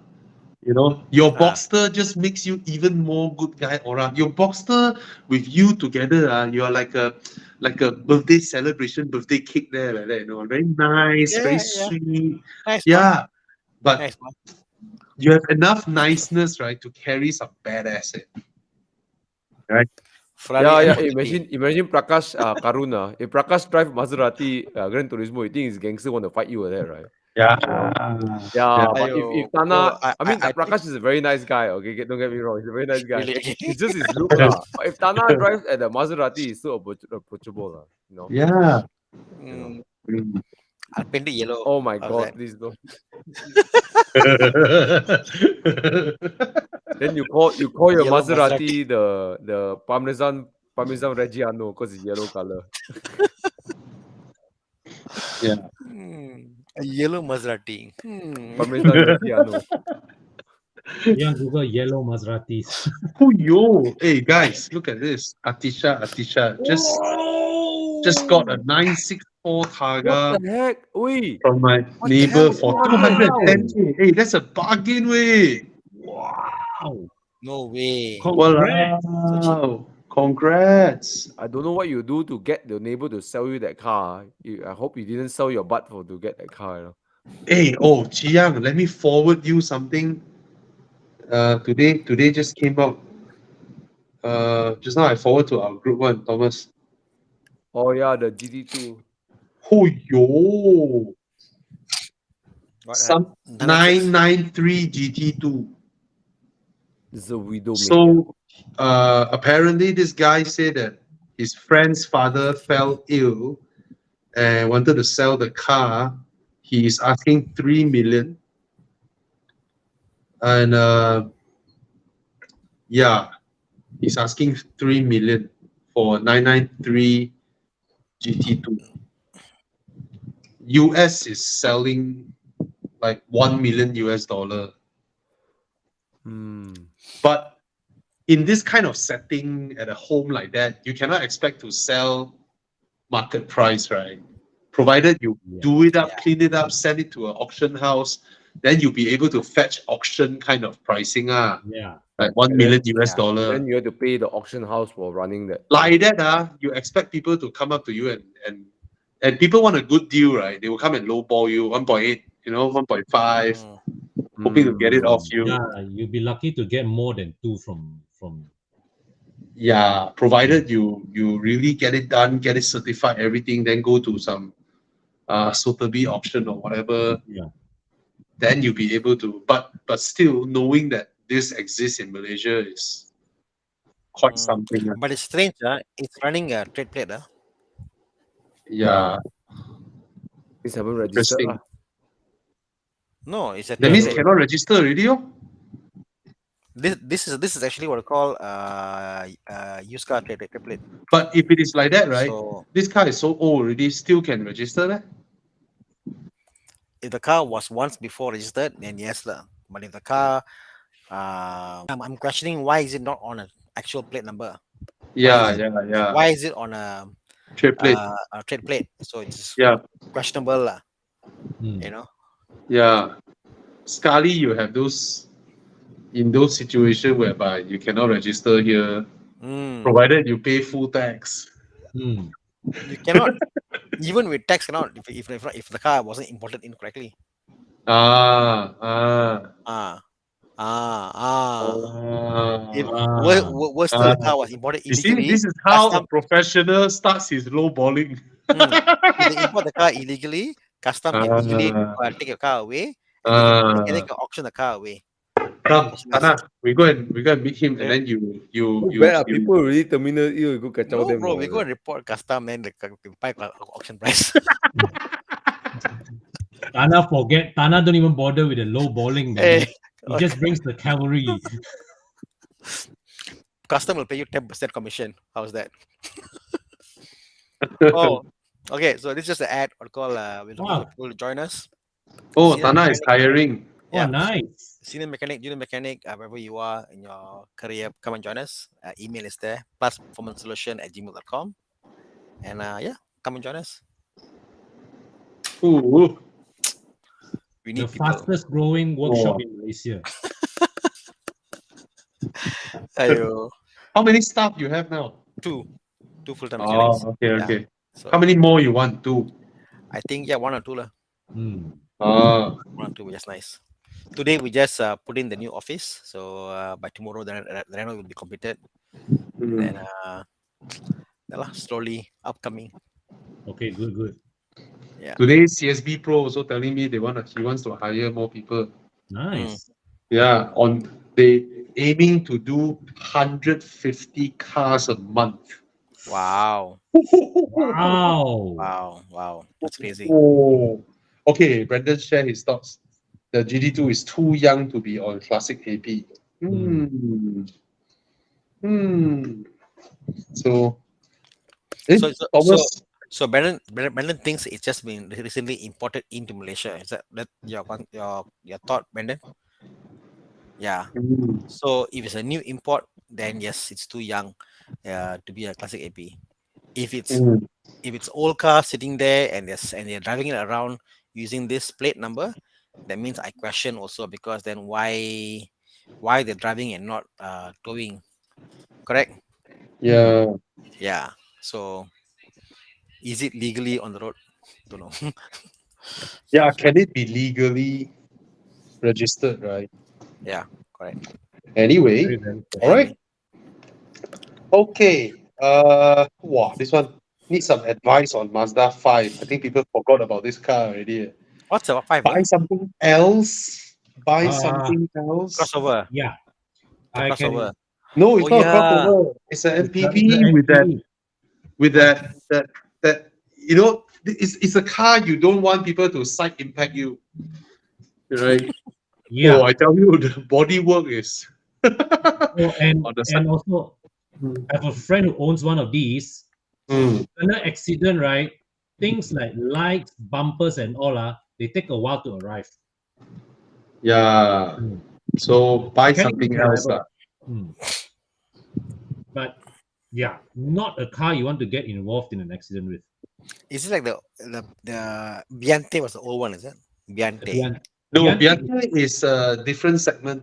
Oh, It's a okay. Serena It's a larger type car. of MPV. Mm, Yeah. crazy, yeah. Mm. Wow. No lah, don't. No point buying this lah. No point. Get something else. You really want an MPV? There's so many MPVs to choose from, and it's not like it's really cheap. You know, 2012, 2013, still 40, 50K. Ooh. Right. Find an Estima and be happy with it. Right. Or if you want a bit different, can consider Honda Odyssey. Yeah, exactly. It may be more expensive, but there are reasons also. You know, parts are more readily available and all that. So don't get this. It's too left field. Right. Thana, what's wrong? You need to know the. 964 guy, want to email us evoclub@horizon.com. Yep. All right.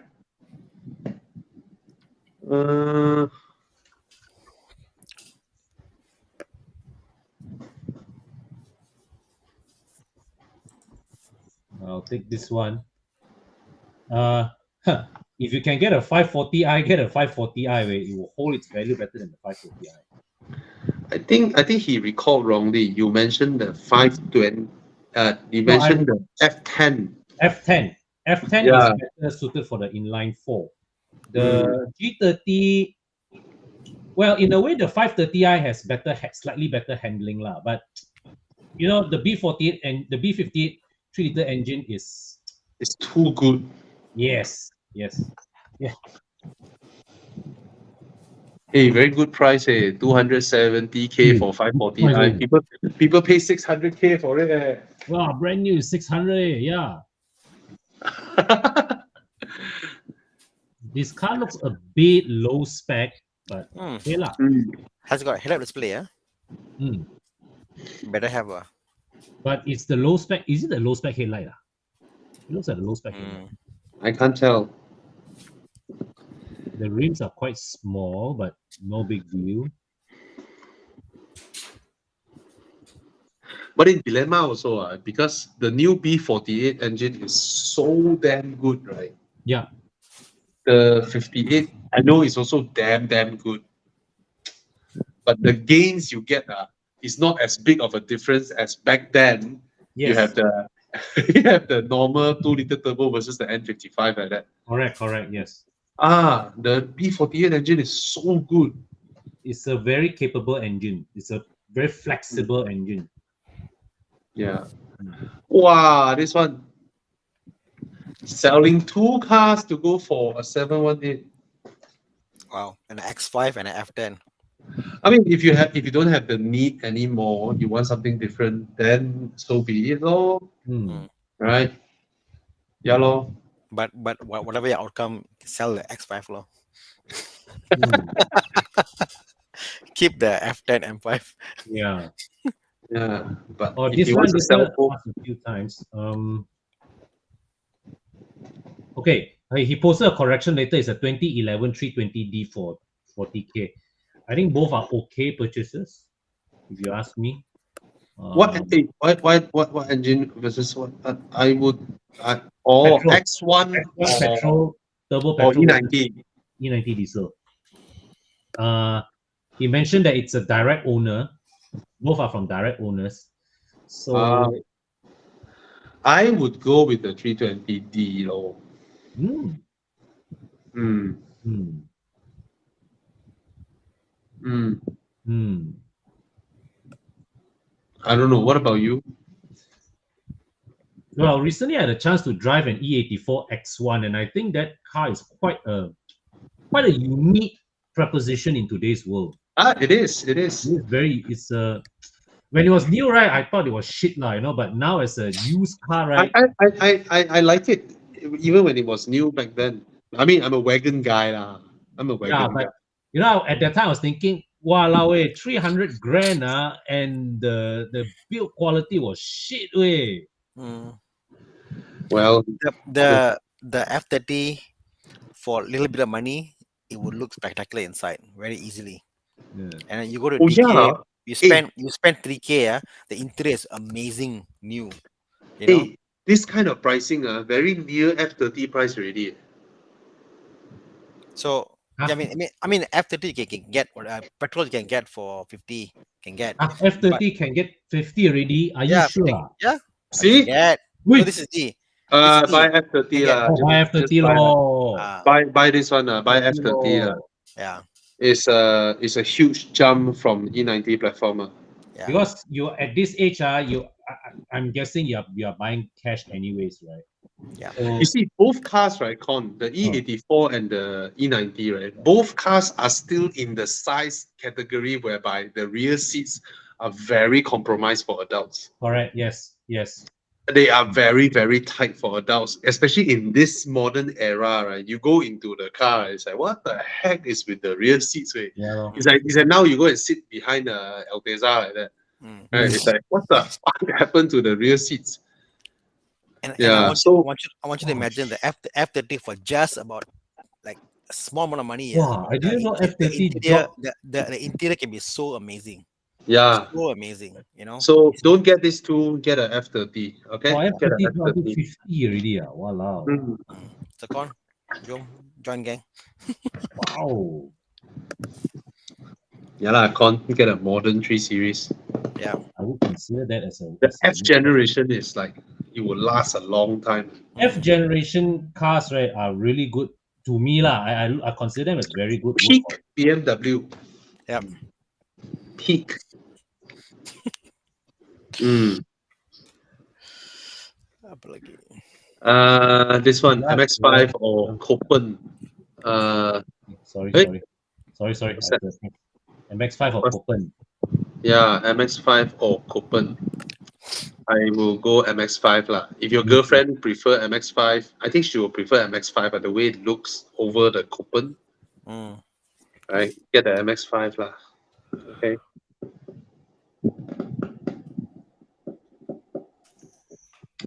Sorry, not feeling too well. You okay, bro? How was the downloading? Really good. Okay. Good, congrats. Slayer Nike, if your question was missed, can you repost it? Please repeat your question. Instead of telling us it's missed, just post it again. All right. Yeah.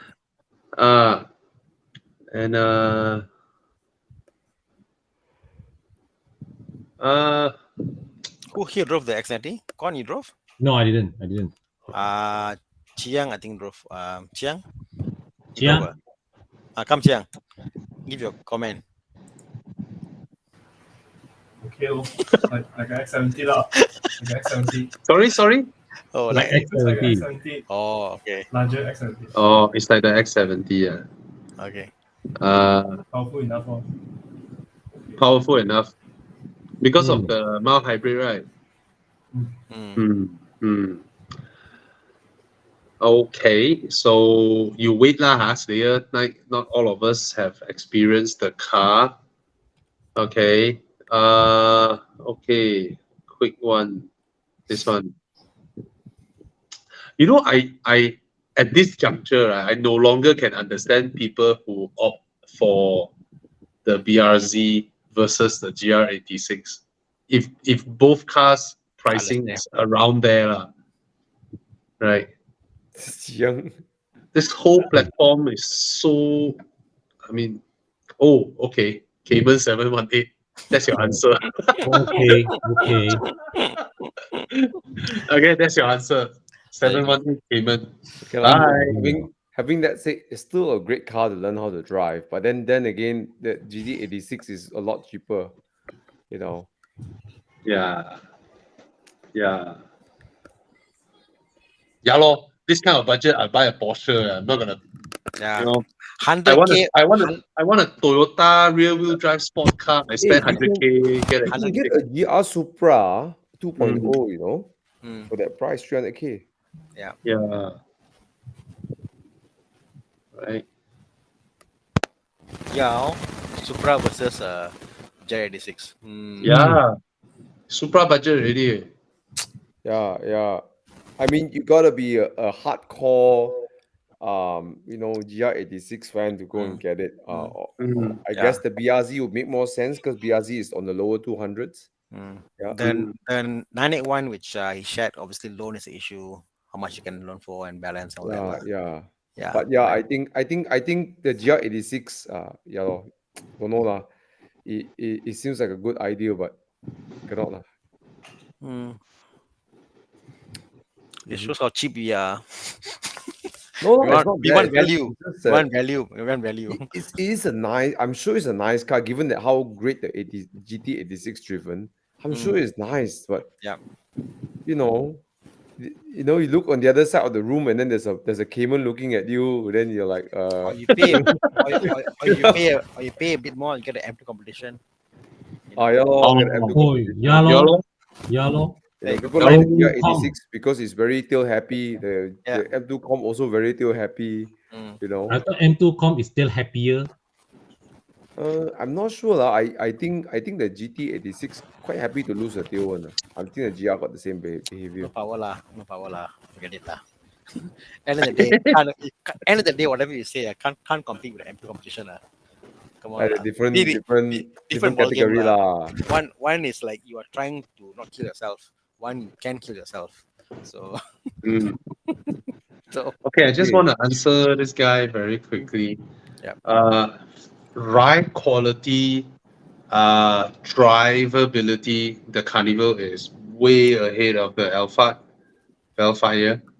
Okay, but I also realize that if you are not, let's compare the ones with the captain seats. All right, then I realized something. There are no captain seats that can be compared to the Alphard Bellfire's captain seats. Right? The Carnival's captain seats just cannot fight. That's the first thing. Second thing is that if you look at Bellfire and Alphard, right, these cars are very low, very, very low, but with a very tall ceiling. So what this allows is you literally walk into the car and then you walk out of the car. So Correct. the ceiling height that is available in the Alphard Bellfire, right, really makes the ingress and egress feel so much more dignified instead of climbing into an SUV kind of sitting position.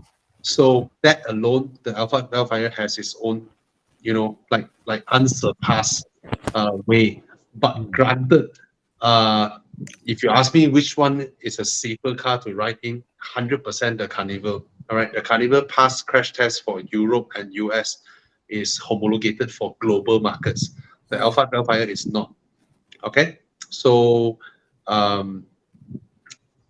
and when I say comfort, yeah, the door is big, the ceiling is high, and all that. Go in and out is so nice. But when you're riding on the road, like especially Malaysian roads, bad roads and all that, right?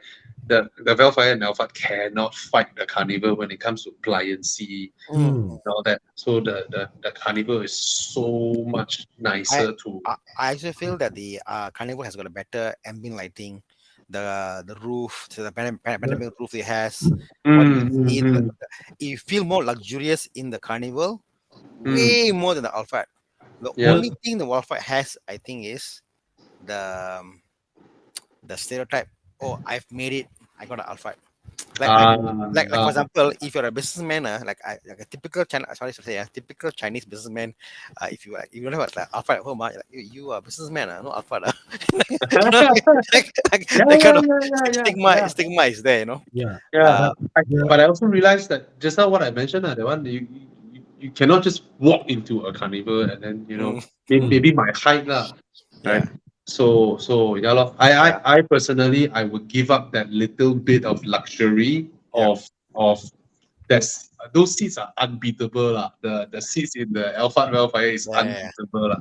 Yeah. So maybe I get a 11-seater Kia Carnival, then remove 2 rows and put the But Alphard now, Wellfire seat. but now they have all lesser seat right now. It's not the 11-seater anymore.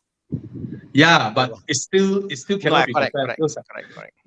Those are baby captain seats. Yeah. In the Carnival, yeah. Oh, R53, very old. No, don't like. What's that, I Thomas? don't like the R53. Yeah, I'm not a fan of the R53 also. You know, I actually parked my car next to R53 before, my Mini, you know. Mm. Somehow or other, the R53 look kind of small, you know. The It's, I love it. The R53 feels like the draft. R56 feels like the finish. Yes. I get that feeling. yeah, you get the R56 lah. And it's not a lot more different in price, and there's no cult following on the R53. So I generally stayed clear away from the R53. I don't think it's worth the money to build and restore one, you know.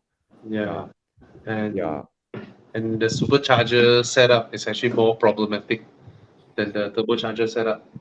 Ooh. Okay, I want to answer a few questions over here before we go. Yo, 210K for this. Walao, he just made 100K like that. No, bro, this car fully restored can go 600, 700, bro. Walao, 210K. Taga some more. Yeah. Yeah, we. I mean, if he's lucky, he get away with some maybe 100K sort of like repair lah. But if it's fully functioning, everything 600K can go. So, bro. If you want to sell it, you need the likes of Bespoke or like Dave to kind of find the right customer to take this kind of car. 600K can go. Anyways, quick question over here. Just want to answer. You have to decide what you like more. Do you want to drive, or you want the car to be fast and look good? You know, yeah. The most, I then GR Supra, super unpractical. 718 looks like the winner to me, but you know, CLA 45S is so nice. They're all different lah. It's up to your character lah. Very different. Okay, I see. 718 and GR Supra can go up Genting and drive very nice. CLA 45 cannot. Don't have that kind of dynamic kind of driving. But it's the fastest on the straight line. But I can imagine all three drivers have got they would like the car the best. You know what I mean? It's one of those cars that there'll be a guy who loves the Jet Supra. One guy like, CLA is the best. One guy that's is the best. So yeah.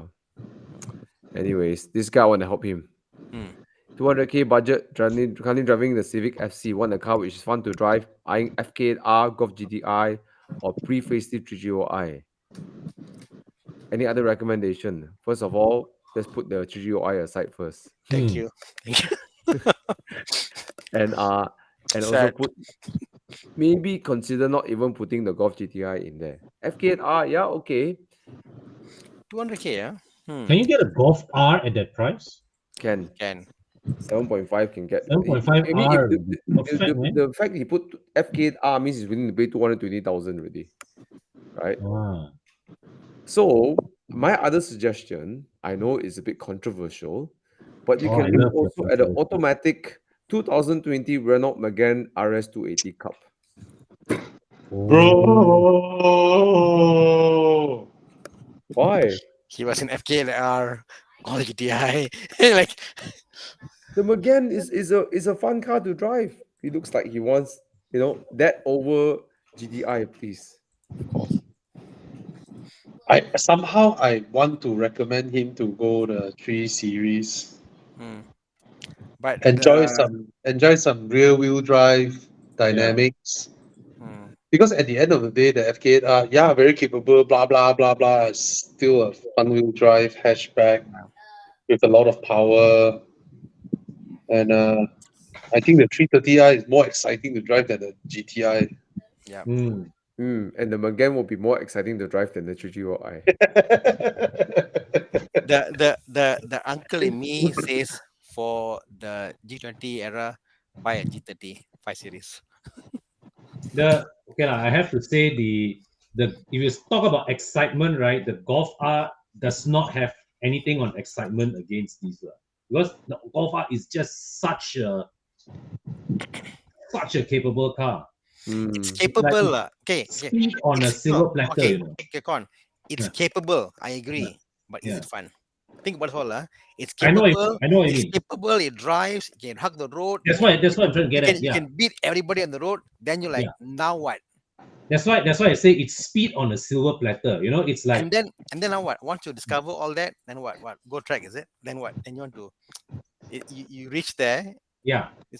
It's good. You it's fast. will reach your limits with this car very, very fast. Okay, how about this? Get the FK8R, enjoy, then buy a 5 Series. But That one I is a bit think off because tangent, for right? FC, then go to Civic. I don't know lah. It's the same interior, you know. Oh, Okay, got red accents, ma. okay. Go for Golf R. Call it, it's like Okay. investment. Golf R or go for Megane. Okay. Okay lah. I would recommend him to go with the 3 Series 330i Yeah. because you can slide the tail a little bit, Naresh. enjoy the kind of driving dynamics that is so different. You already have a Civic FC, then you go FK8R. It's Yeah. like yeah. Yeah. It's like those Sohai who already have M235i, then go and buy M2 Com. After a while, they will sell it. They're different, bro. They're different. Anyways, Okay. Buy the 330i, change the suspension, and then you're happy. How's that? no lah, please lah, not a 530i lah. No, or 330i. I said buy the Okay. 330i. This is Change to the KW or some ST or whatever. Yes. The confirm this guy no family, I tell you, confirm this guy no family. Yeah. Actually, there may be a cheaper solution for the 330i stiff ride. You What? just swap out the run flat tires. Yeah, I heard that. May too make the lah, car more comfortable. Yeah, Mm. let him enjoy this because this car genuinely, if he wants an exciting drive, is Yeah. genuinely enjoyable. Yep. Yep. Yeah, Go for it, you bro. go Sport Plus.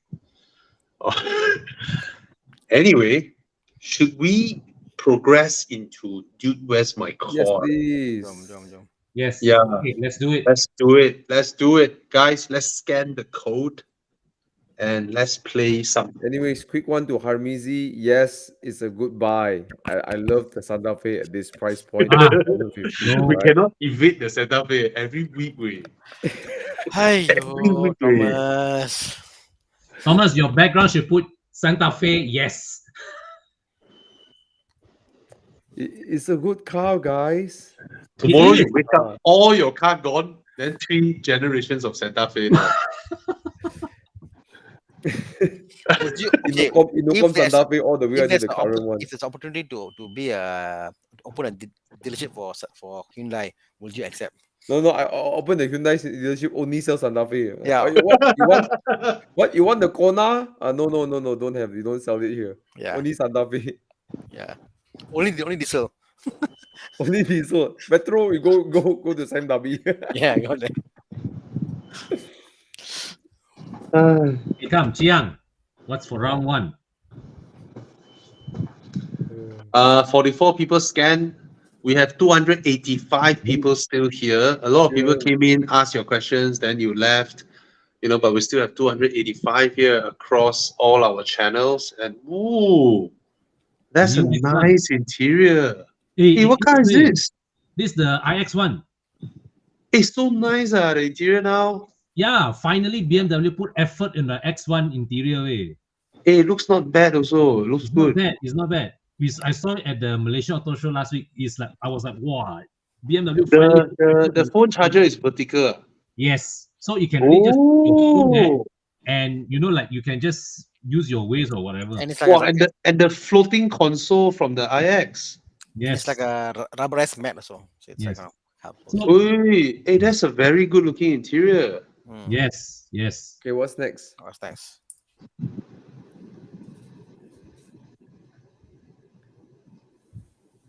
What's the next car?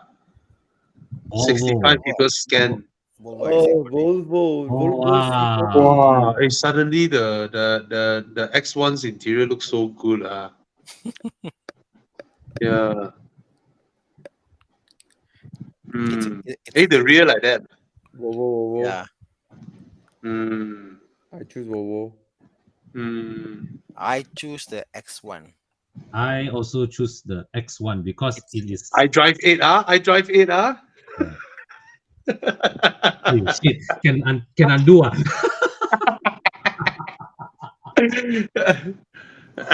No lah, I think it's okay lah. Boleh lah.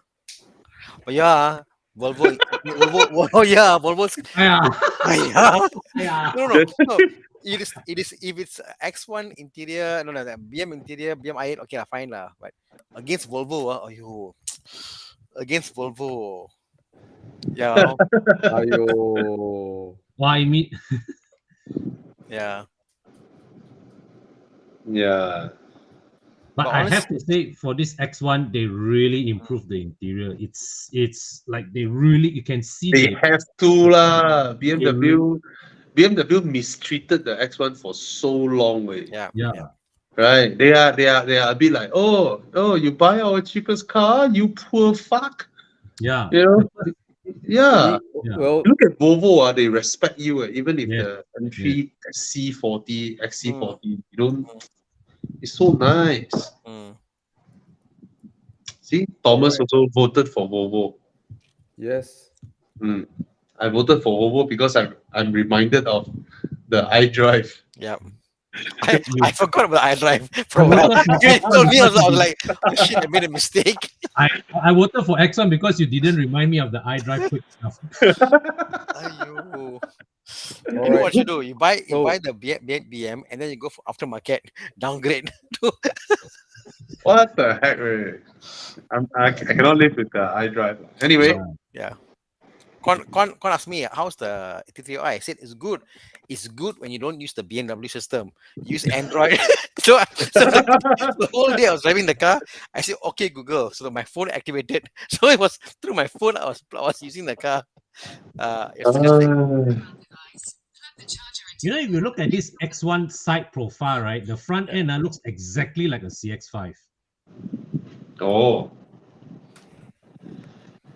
Okay. So we have the results. Wow, close And fight. it's the Oh, Volvo yes. by a whisker. All right. Next one. Ooh. Wow, I just spotted this. DB11 or M5. DB11. Although it's the older, it's an Aston Martin. Even as a fan of the M5, right, it's like, how do you not DB11, eh? Aston Martin. Okay, you got it. Bro, you got 4 more cylinders, bro. Yeah, man. Oh, wow. Choose the engine from the Choose the engine from the details below. Wow. 1.8. Wow, so deep, Chi Yang. This round 1.8. Is this? What the heck? Okay. This Okay. capacity follow you. looks familiar. What the heck? I know where it is going. Or Alpine, right? Or Megane.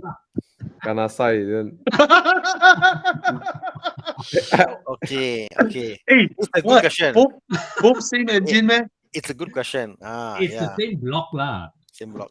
Same block, Oh. same engine. Oh, okay. This is a good option, actually. S-Space. S-Space is good, actually. Oh, So what we're supposed to vote? hey, you cannot help but be amazed with how much effort our troll King Chi Yang put in to troll Thomas. Eh. Yeah. Can't share to me one. Can't share to me. Can't share to you. Well,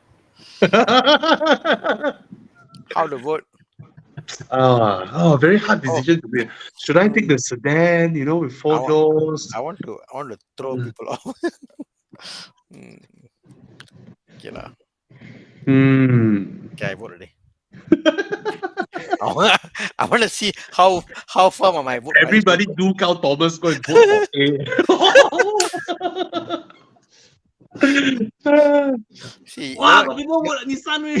y'all they're not getting their joke.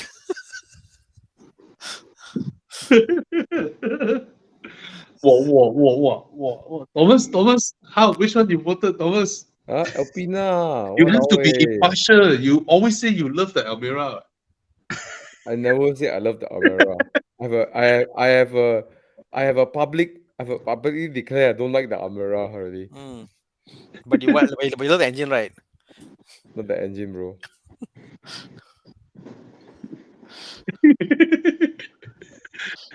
I wonder the engine cover can use on. Sure can. Same simple. You all are very bad. You all think cars are just about just because they share the same block. I thought cars got blocked for engines. No, I mean, got lah, but you all do like that. But it's the block ma. It's not the head, everything, and the turbo. We still love you, Thomas. We still love you. Yeah. Okay, good night. It's Including the it's headlight and okay, the block. Thomas. Why? Thomas zao already, wey. Jiang, you see, Thomas zao already. Wey. Thomas. Thomas, please come back, Thomas. We love you. Thomas, Jiang, 呆了. Hey, Thomas is back. He's there. Okay, let's continue. Hey, Thomas, the Almera, So, wow, you got mistaken. Oh, the Alpine Almera. No, Alpine There are 7 guys who voted for the Renault S-Pace. So for that, I salute you. Okay, there's no chance for the Almera to beat the Alpine, so let's vote for the Alpine. Yeah. Okay. All right. No, it is Alpine. It's not Alpine. Alpine. All answers are correct. Like this throw, fucker, the guy. Share the same engine block and head.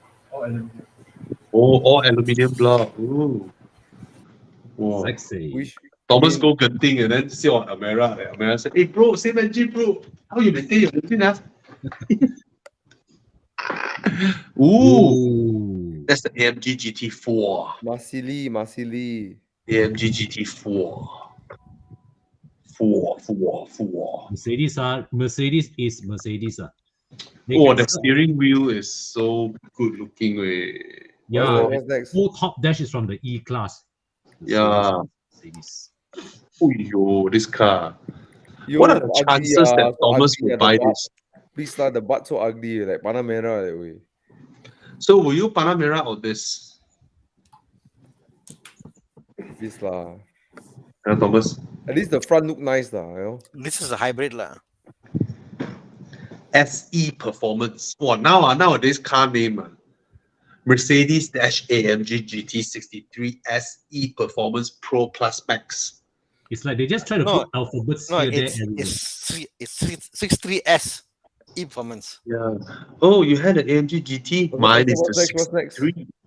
Mine is the S. Oh, What's mine next? is What's the next? E Next. Performance.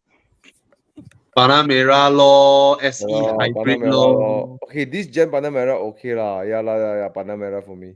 Panamera for me lah. 200 horsepower lesser the Panamera. Walao, yo. Well, at the end of the day, it's a Porsche. The thing is this when I see a Panamera these days on the road I feel nothing. But when I see an AMG GT63, okay lah, you got a point. right? The thing a bit.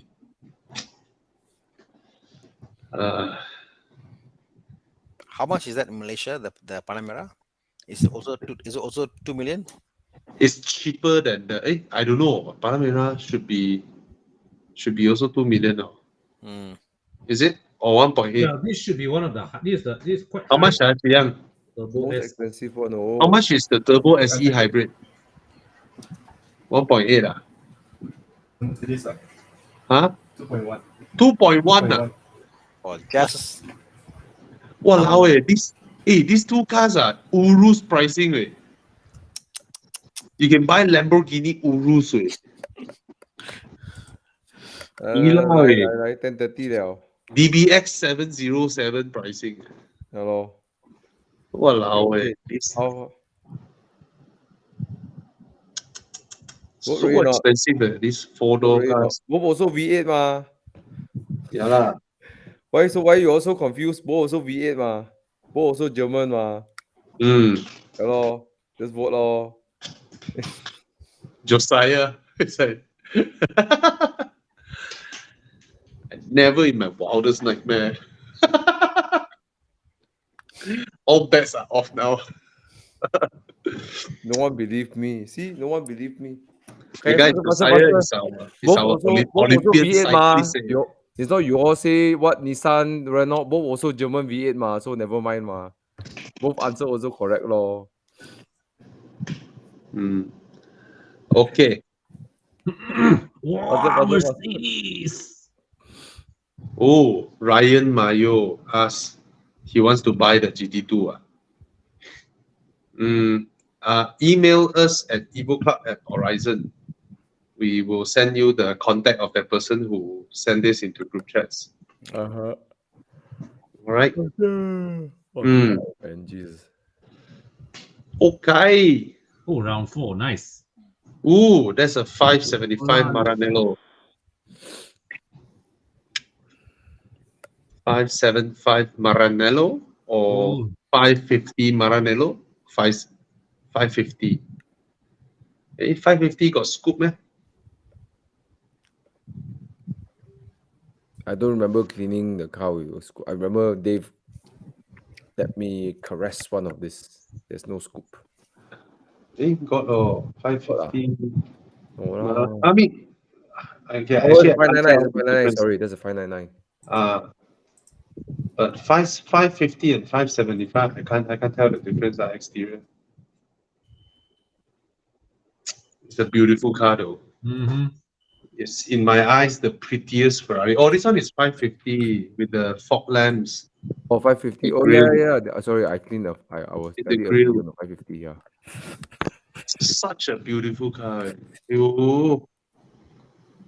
This, 2020, I went and checked out one, asking for 380K. Oh yeah, I remember that. Yes. Then Yeah. you did a video. Right? You did a video. On that. Yeah, my neighbor asked me to accompany him. Then the starting the car driving was rather underwhelming. It's like, where's the V12? You don't hear the V12. But it's such a beautiful car, man. Such a achingly beautiful car. And the 612 sound damn nice. Such a beautiful car. Okay, what's next? Ooh, that's an Aston Martin Vantage. It's old Vanquish. That's the old Vanquish. Yeah, it's worth. I think it's worth more money than the 550 Maranello. Aston Martin Vanquish. They just launched a brand new Vanquish that looks like this. Really? Yeah, they rebuilt it. Like a homage lah. Oh yeah, I saw. It was like supposed to be like a limited run. Yeah.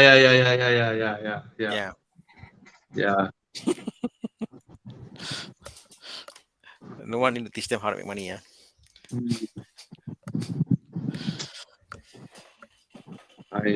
I voted.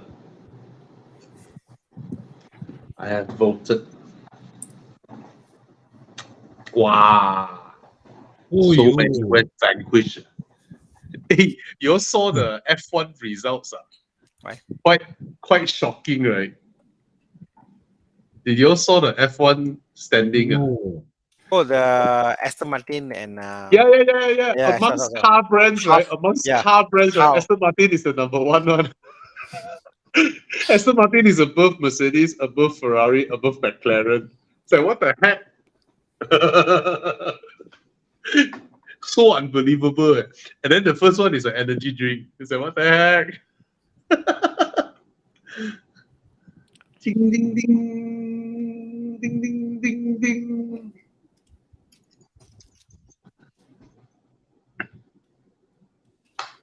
Con, which one you voted for? I voted Aston. Oh.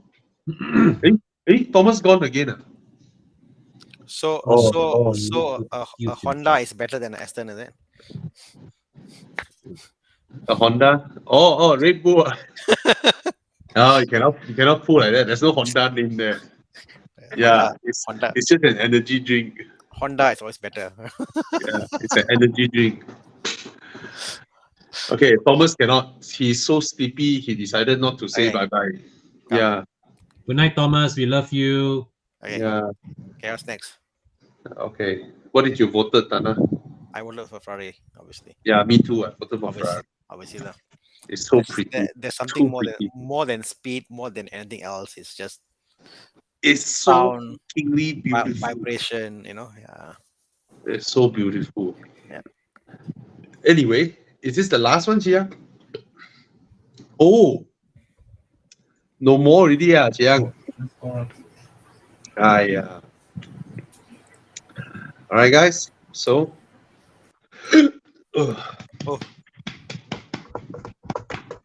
haven't fully recovered. Rest well, man. Yeah, thank you so much for joining us. Please join us again next Monday. And any one of you in the business of wanting to promote your stuff to our audience, car buying audience, contact us. Let us know. All right. And Thana is hiring, job vacancy available. And of course, you want to wash your cars, you want someone to take care of your cars, Con is the person to go for. Evo Club Car Wash doesn't just wash your car, but takes care of your car, Yep. helps you find stuff, tells you what's going on, what's wrong with your car, and got it sorted for you. Yep. Right? Yeah. And thank you so much for watching. Thank you so much for joining us. And good night. Good night.